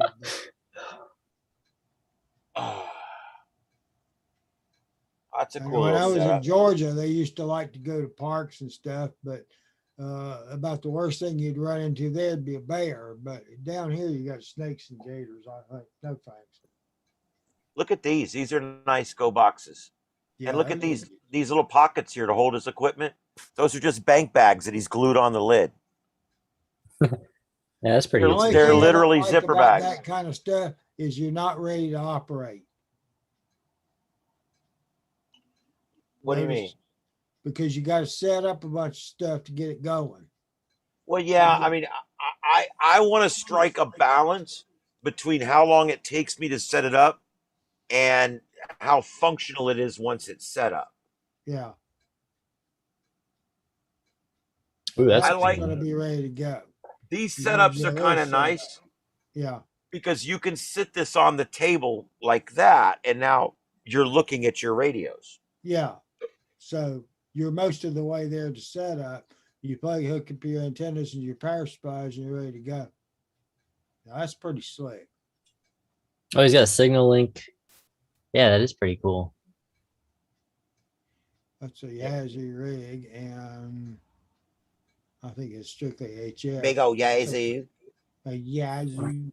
Yazoo. Yazoo. Yazoo.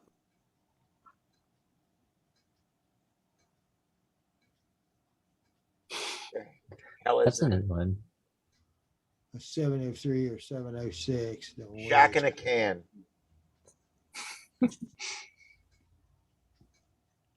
Shack in a can.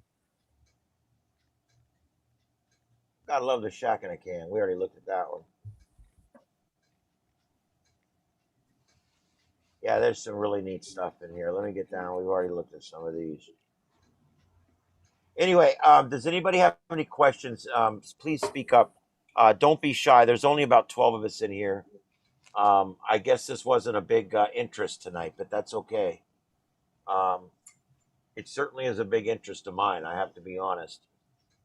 I've been wanting to do a go box for a while. I got one I can use for a go box. Now, let's stop here for a minute and let's talk seriously. We have to decide, what do you want to do with your go box? Do you want your go box to just be something that you mount the radios in and take them out? Or do you want something that you mount the stuff in and you leave it and you never touch it? That's the first thing you have to decide. Is this going to be a thing that holds my main equipment when I'm going out of town? or is this something I'm going to build separate from my main equipment? Or option number 3, which is what I did, what I'm going to be doing, is I'm setting up a U12-ish rack that will sit right here on my desk and be my radio system in the shack, right from the rack. The rack will be used every day by me in the shack. It'll sit here on a 15-degree angle, and everything in the shack will come down and will wire right into the back of it. Now, when it's time to go, I go in the back and I unhook the 3 antennas or whatever. I unhook the power, the 110 power going into the back of it. I put the front and the back covers on it, and I pick it up and I carry it out to my van. I open the passenger door and it sits right on the passenger seat, where I can then take the 2 panels back off again, put those in the back, and I can bring my antenna wires down from the roof and plug them right into the side of the thing. And then I have a 12-volt power pull off the side that plugs into my cigarette lighter, or more optimally, you would have a dedicated power coming in, and you would power pull into your vehicle's power and go. And now you're mobile, you're hunting, you're roving, you're doing all the things you need to do with roof-mounted antennas and a go box with computers and everything that's working in your right seat, just like a police car. Okay. Then when you get where you're going, you unhook that. You can now put it on a picnic table or in a shelter or wherever. Hook up your big antennas out in the field, your cabin, wherever you're vacationing, your hotel room. You can sit that right out on the back porch of your hotel room and take a 6-foot piece of wood and hang it off your balcony and just drape your wire down outside the building. I'm sure they'd love that. And you're freaking talking, man. Yeah, that'd probably work pretty well. Yeah. So, I mean, you want to get it away from the building, but yeah, that's all you got to do. You get your end fed, bring it with you, and drop it out of your 5th floor window down towards the ground, and you're talking. So there's the just people so many below things. you. Yeah. So being portable helps. When you go up to your room, you don't want to leave your radios in the car. You're going to bring them up to your room. They're all in the rack anyway. So you just bring the rack up to your room. It wheels. It's on wheels. You just bring it up to your room. And, to your wife's chagrin, CIA, that's a spy. Your wife will get sick of that box, because everywhere you go, there's your wife. There's that box. But yeah, I mean, it's, it would be a great way to be able to get, because right now when I go up to my cabin, it takes me 4 hours to set all this crap up. I have stackers of radios and tuners, and everything has to be hooked up, and computers and screens and interfaces and rig controllers, and it's ridiculous. And I would love to go on vacation, walk up there and just sit my box down right there in my cabin where I put my radios, and hook up my radios that I've already got, because I plan to put antennas up there and just leave them. I got a nice Ringo Ranger for VHF that I'm gonna bring up there and mount to the chimney. Rick, did you have something? What are you going to use for HF? Oh, I'm gonna eventually string a wire up there permanently. Other Rick. Ian, can you get into your email? I sent you a couple pictures. Okay, let me get that. This going. was last year. I got my tech license, and I built a homemade, very preliminary, my first Go box. I sent you a couple pictures.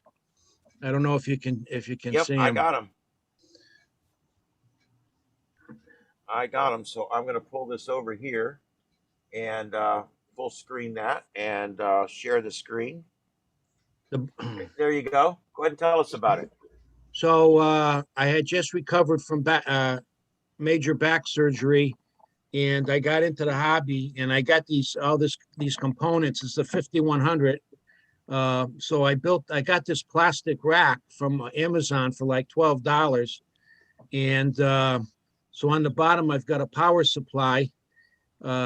that I converted with Anderson. Yeah, that's another picture with the lantern on. That lantern is a 3D battery lantern and lights up the whole room. It's a LED. It's incredible. It also has a dimmer switch on it, and it also has a blinker. That lantern is so powerful. I keep one in each of my vehicles. I got that on Amazon too for like $20. Wow. It's a real tiny. It's only like 4 inches high. It's incredibly strong. It's as bright, if not brighter, than my old Coleman lantern that I used to use for camping. I got 4 of them.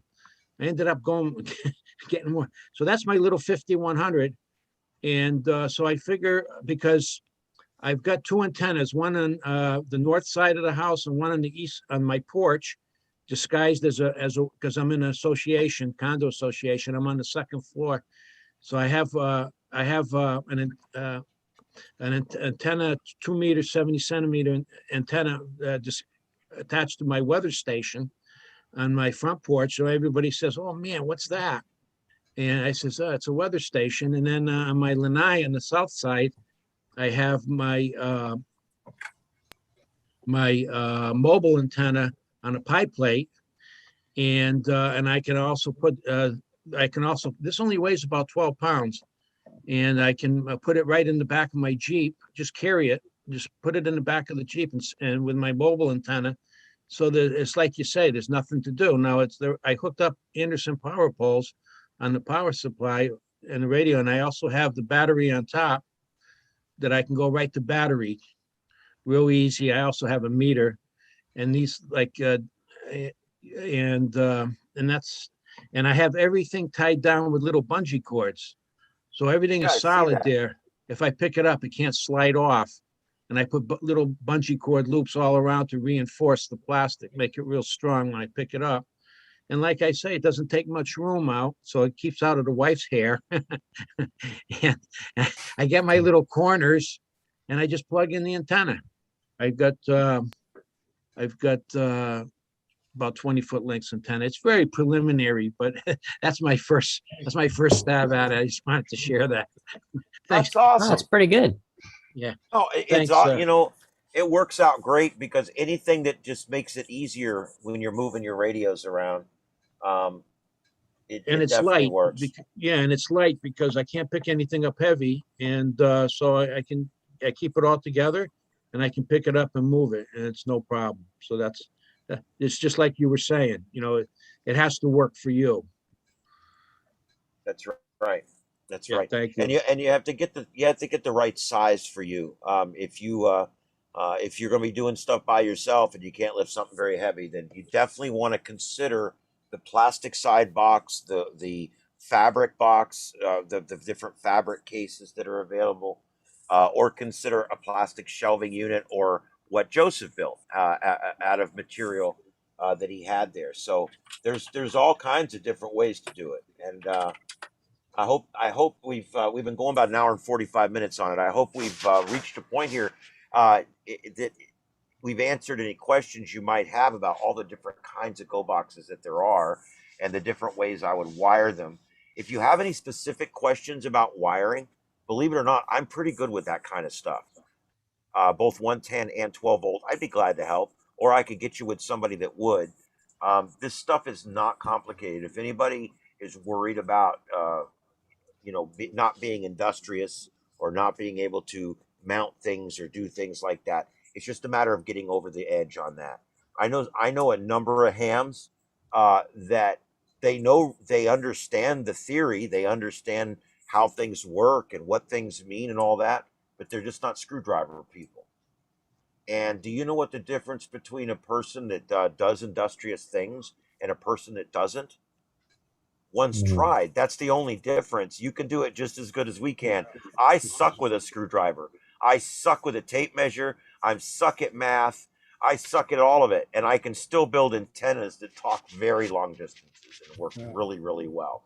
And so This isn't rocket science. it's not rocket science. And look, we're not doing it for a boss. We're doing it for us. So it doesn't matter if it looks like shit or whatever. It's as long as it works. You know what I'm saying? That's all that matters. And so I want you guys to understand that you can do things like this. And if you totally cannot do it and need help, let's get together and work on them. Let's get together one day and work on them. We'll get together at a park. The weather's going to be nice for the next 6 months. This is Florida. 6 months of hell, 6 months of wonderful weather. So anyway, I know a that's lot one of of the people points like of it the tech warmer than team. me. Yeah, I mean, that's the whole idea of this thing is let's get together and let's work on stuff. But anyway, I want you guys to understand that go boxes are something that your go box can also be sitting on your desk, and it can be your main operating Your primary station. area. It's your primary station, and it's your go kit, and it's your mobile station when you're out hunting. It can be a little bit of everything, and it can also be for use with the Aries team if you're doing that. It can be for use with contesting, and it can be going on vacation with you. So many different things to do with a go box, and I plan on when I make my go box, it's literally going to go everywhere with me. It's gonna obviously not every day, but I mean, like if I'm leaving town for a week, it will be going with me. And if we're gonna go, I am limited here as to what I can do with antennas. I don't have an HOA. I own my property, but I got big trees and a smaller lot. So between all that, I really don't have a whole lot of options here.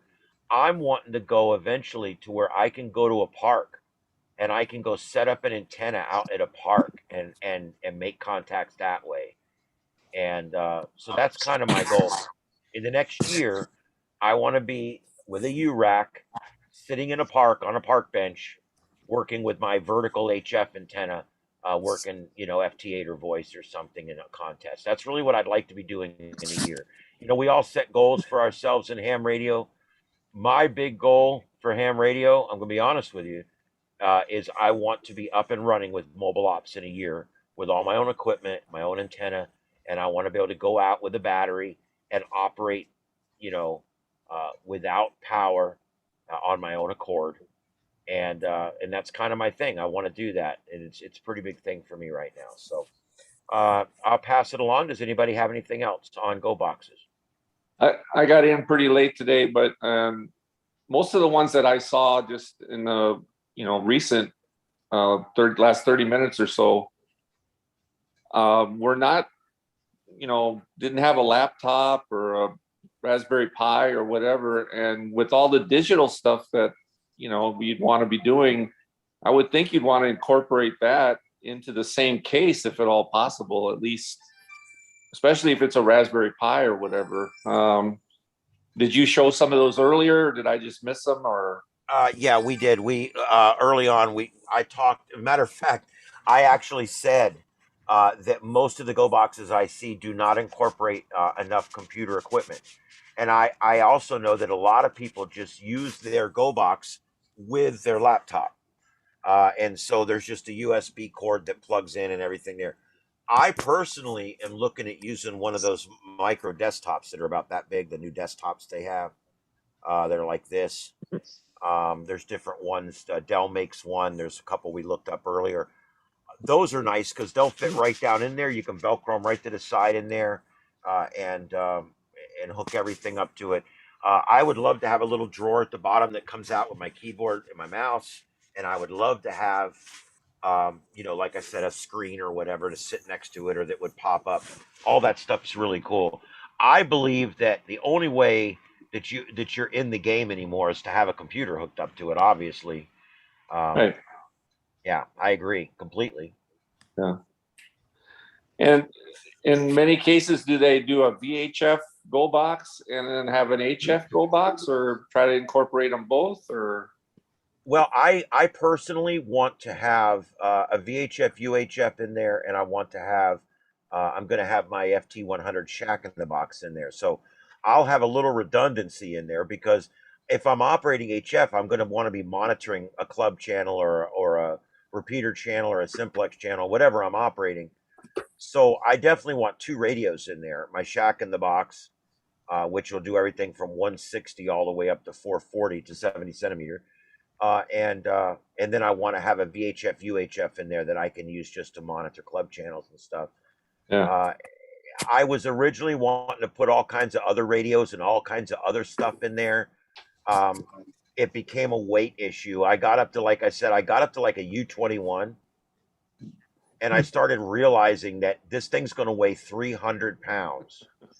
And there's no way in hell I'm going to be able to use this thing. You're not going to be pulling that across the beach sand. No, you don't want a go box that has a trailer hitch and a tag.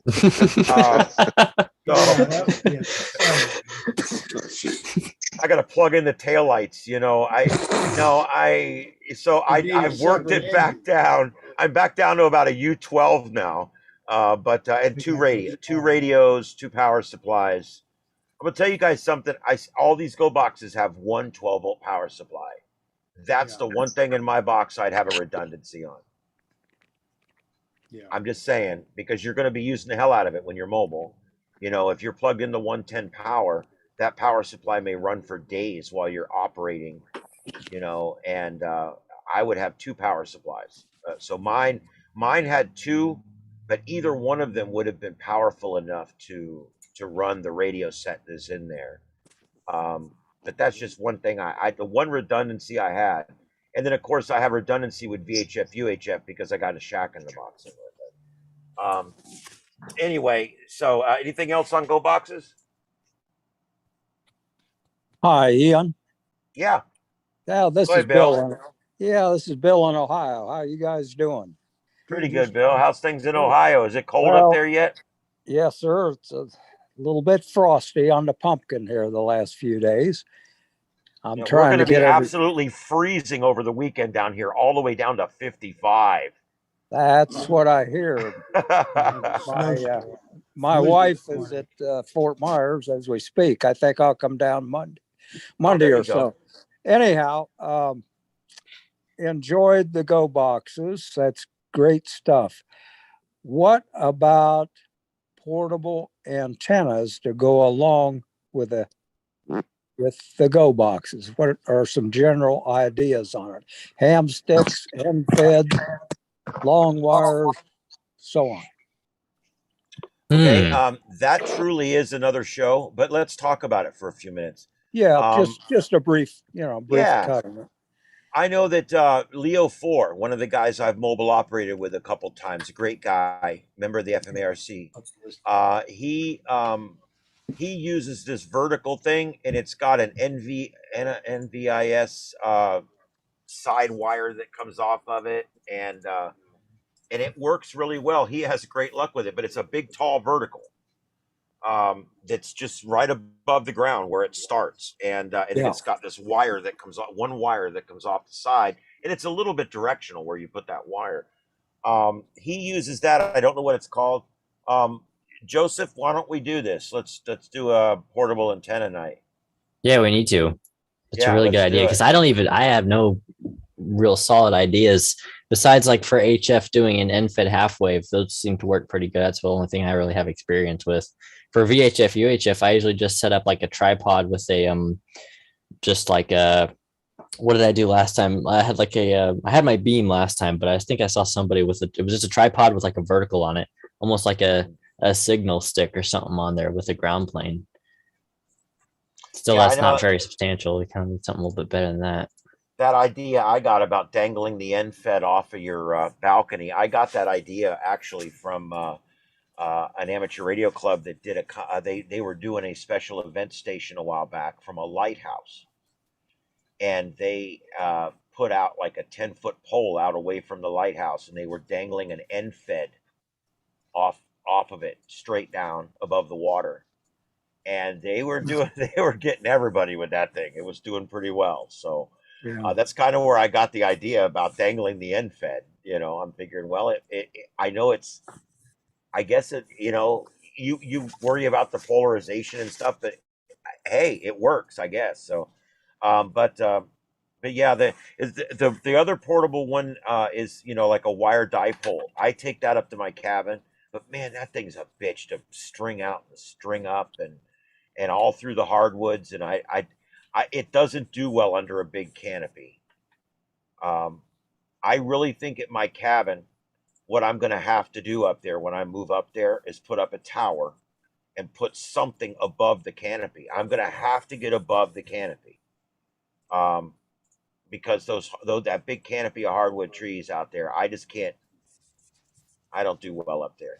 Oh, I was gonna mention something to you about the you mentioned power line noise being an issue the other day. Well, And noise. I assume it's power line noise, but yeah. there was an interesting video I saw quite recently. Somebody had this device, and I know that CB radio people can be very a lot of products that are like advertised as being these basically impossible devices. You know, there's a lot of weird marketing that goes on there because of just what it is. But they had this device, and what it basically was it took two antenna inputs. One of them was your main antenna, and one of them was a secondary antenna. And what it would effectively do is act like noise canceling on a pair of headphones or something.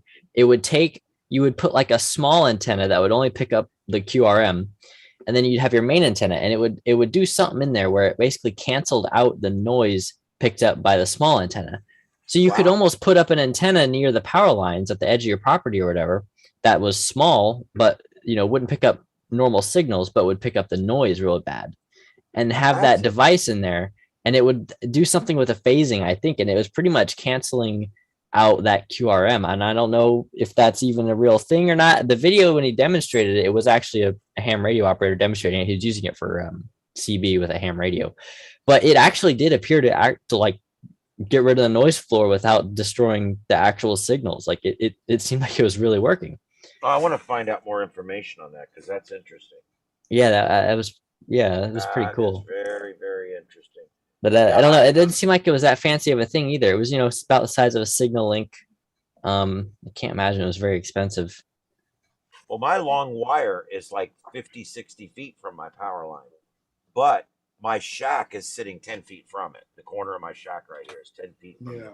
It's a dead end power pole. It dead ends into the corner of my property, which is pretty nice because I don't have power lines on the other three sides of my property. Actually, I don't have power lines on any sides of my property. I've got one power line at the corner that goes away from this point. So it's really not too bad, but unfortunately my shack's kind of close to the power line. So. It's called a QRM eliminator. Oh, that's what the device is called. I want to look that up and see what bands they've got them for. Is it just CB stuff, or do you think they might have something? Well, I think it maybe doesn't even matter what band you use it on. No, I'm not sure. It may be kind of like just an all band kind of thing. Maybe. I'm not 100% sure. All right. Well, let's do this. Does anybody else have a topic they want to tackle tonight? Anything at all? Bring something up. Remember, no crickets. No cricket rule. No cockroaches. Yep. No crickets, no cockroaches. Nobody has anything? What did we just say? I hear crickets, but that's all right. That's all right. It's late. We're going to just move on. All right. Let's get to the ham radio news. Ta-da-ta-da-ta-da. All right. Terrestrial weather. I mentioned this earlier. I don't normally do terrestrial weather unless it's something major or something crazy. But tonight I'm doing it because it's something crazy. This is going to be a fun week for us here. We got 3 nights. We're waking up 3 mornings at 55. Oh, that's gonna be so nice. What the, hold on, was that 55 at like 6 a.m. or like, let me see here. Well, that's the lowest temperature of the day, which is usually right about first light. Wow. Yeah. That is amazing. Yep. So it's gonna be nice. Tomorrow will be windy. Aluminum alert. Aluminum alert. Tomorrow will be windy. Yeah, I'm making that up. That's a new thing. Aluminum alert tomorrow. We got the National Weather Service has issued aluminum alert for ham radio operators in the Southwest Florida area for tomorrow. Alert. I like it. You guys don't like it? Nah, that's pretty good. Everybody else has a damn alert. All right, tropical update. Wanda, we did use up all the names, and I think this is only the third time in history, or third or fourth time in history that we've used up all the names. But yeah, we are drawing to a close here. I will actually be removing this segment in the next few weeks. And in space weather, this was some really cool stuff, guys. This picture here was taken from Lincoln, California. And they that's were barely auroras. visible. Yeah, these are aurora pictures. And of course, this down here was in Sweden. But they had auroras, this last little event that we had here. The auroras came all the way down into the middle of the country. And people with good cameras and long exposures were able to actually capture pictures of auroras down in the mid latitudes of the United States. So that's Wow. really not bad at all. Joshua Tree, California, they were actually taking them pictures of them there, beautiful pictures. Um, those are all on spaceweather.com. Just go to spaceweather.com and look for the Aurora Gallery link. And I check it out all the time. I'm a sucker. You know, some people look at pictures of animals, and some people look at pictures of different things. Some guys like pictures of cars.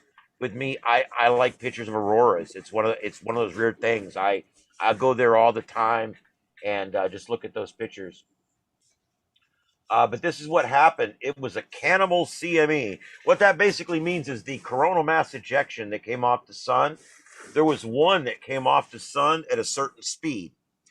There was a second one that came off the sun like a day later from the same sunspot, and they were both pretty much Earth directed. So what ended up happening is the first wave moved towards Earth. The second wave, which was a stronger, faster wave of energy, caught the first wave and actually swept it up. And they call that a cannibal CME because the second one ate the first one, and then all that energy arrived at the same time. And so that's Wow. why we ended up with auroras in California. And really, really cool stuff here. Yep.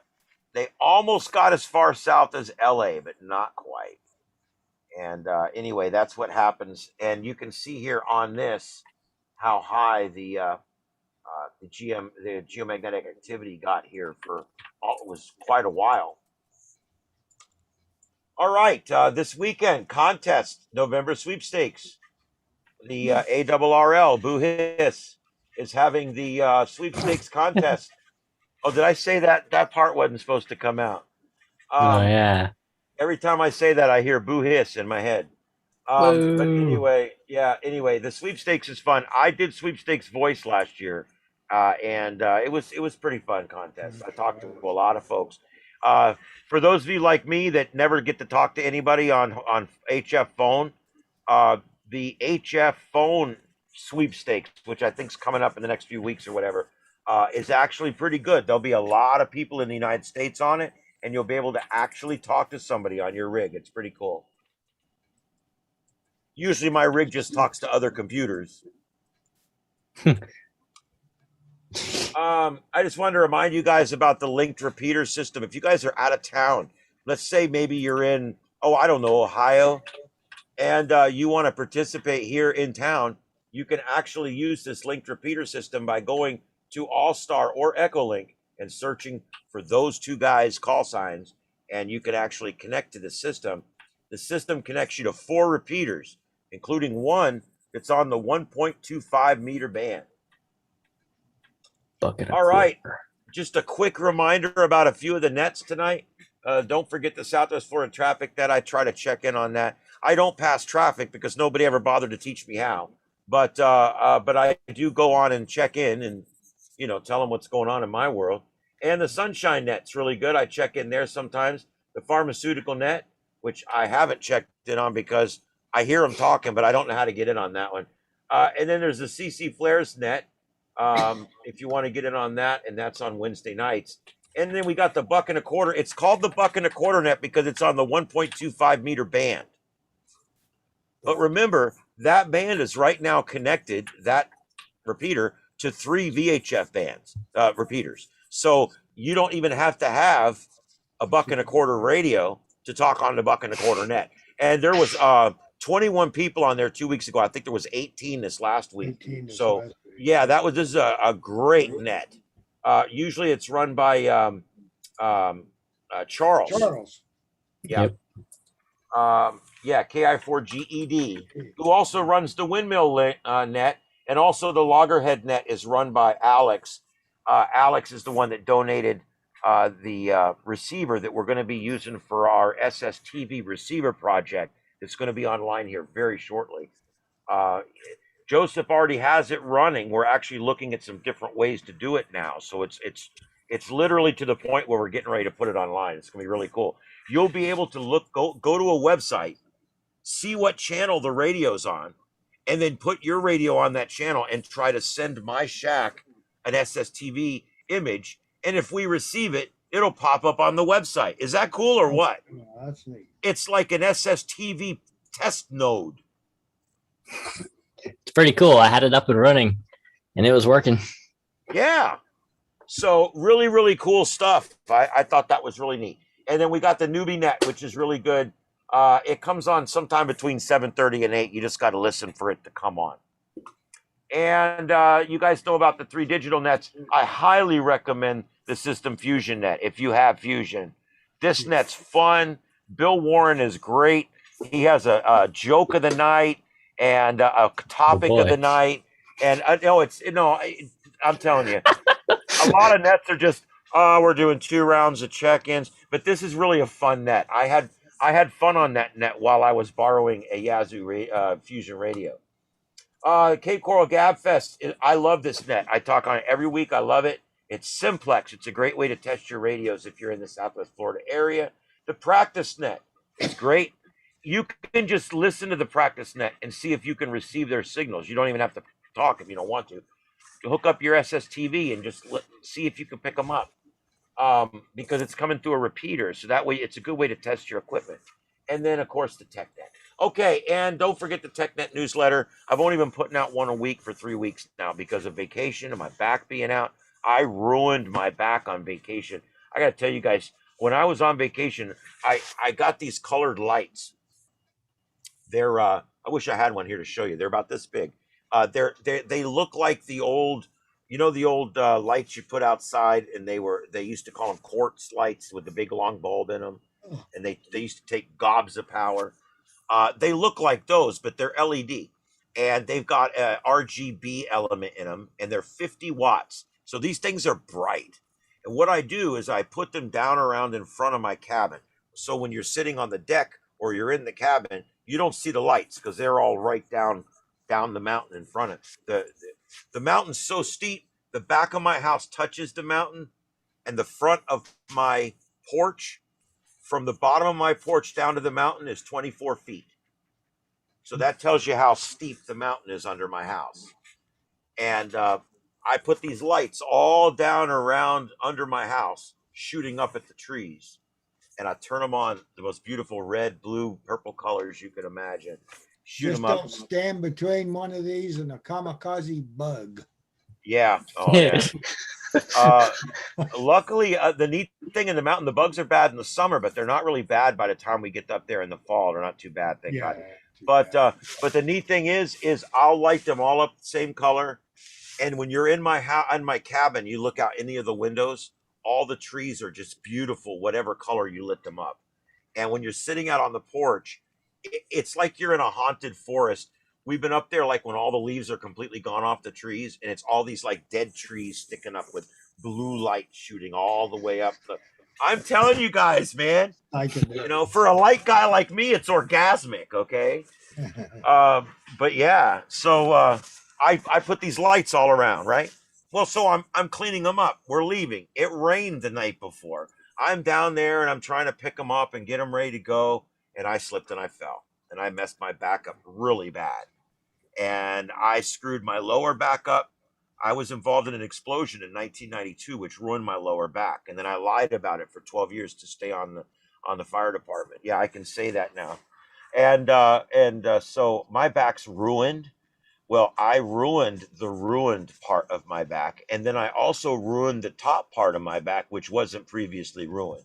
Oh my And goodness. yeah, so I did some re-ruining and some new ruining, and so but it's already getting a little bit better. It's getting better. I haven't been able to work on the shack. This place is in shambles. I'm in the middle of a big clean out and change out. I got to rearrange all these shelves up here because all these computers I'm getting and all these systems I'm getting, I want to get them up and running so that I can do stuff with them. We're going to be putting a lot of different data sources and stuff up online, and it's going to be really cool, some of the stuff we're working on. but we got to get the facility ready. And so that's kind of where I'm working on right now, is getting the facility ready. All right, real quick, to finish up, if you guys haven't signed up for the newsletter, sign up for that newsletter. I will be getting those out normally twice a week, but at least once a week for sure. I like to get those out, and the TechNet newsletter is great. It's got all the news, everything in it. And if you decide you don't want it at some point, you just send me an email with the word unsubscribe, and you're gone. Co-host the TechNet. I'm looking for people to co-host. If you want to come on one night, maybe bring a topic. I'm looking for somebody to do some different topics. Help me out here. I'll build the slideshow. I'll be here to help you. Joseph will be here to help you. You'll be with good friends as we go through whatever the topic is that you're bringing that night. It's just Joseph and I are kind of running out of things we know how to do. Join the Southwest Florida Tech team. We've kind of had some setbacks lately with our first meeting, but we are going to have some get our bylaws written and all that kind of stuff soon. I thought we were going to be joining the ARRL as an official team, but I was never able to get anybody to write me back. So I've been sending stuff for 4 months now, and I give up. I gave up my membership. It ran out on the 31st. And I finally wrote him a letter and said, if you're not going to renew my membership, or I said, if you're not even going to reply to my emails about trying to become a team, an ARRL team, then I'm not going to pay my dues. So, and I haven't heard a word back. And they sent me, I got my extra a little while ago. So I finally got this letter they sent me, basically asking me to sign up. They say, since now that you're amateur extra, you need it's all the stuff you're going to be able to explore now. So you need a reliable map is what they say. And they say that the QST magazine is the most reliable map to navigate ham radio. And then it's a magazine. And they're like, oh, we have a broad spectrum of articles. I think my sister got sent a free first, like she got sent a magazine from it, and I actually read it. And there was actually, it wasn't terrible. There was a couple things in there that I thought were cool, like little tips and tricks for building antennas and stuff. I thought that was pretty cool. But now that we have the internet, if this was, 80s, 90s or whatever, a magazine, I would have loved to have a magazine sent to me with information in it. But now that it's all on the internet, it's like, oh, it includes a monthly convention and Hamfest calendar. It's like, well, Get that online. it's not, even if it's printed, that's less reliable than something online. Because if there's a change or something, it gets rescheduled. You don't know. Exactly. And I'm so all they for want supporting them, but geez. They wanted me go ahead. to buy their magazine. And yeah, they sent me everything. Like, oh, here's the thing to send it back if you want to send it back. I'll be honest with you guys. I'm one of these people that I like to get along. I like to do it. If it supports what we're doing, let's do it. I'm that kind of guy.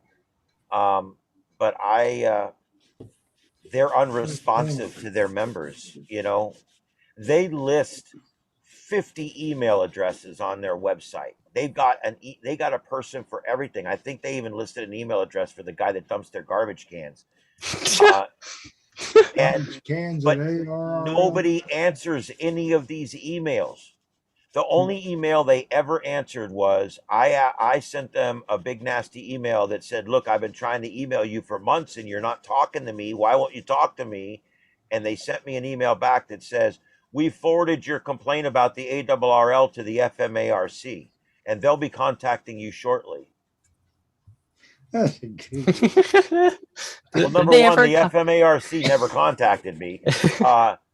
Number two, I have a lot of the same problems there. And number three, why would you refer my problems about your club to another club? That makes no sense. It doesn't make any sense. Yeah, literally, that's like having Kiwanis handle all of the complaints for the AAA Auto Club. It really doesn't make any sense at all to me what's going on here. I don't know. I don't know. I think MDA should handle all the complaints for the Rotarians as well. But anyway, I don't understand it. I don't know. And so I have decided now that they're not going to respond to us.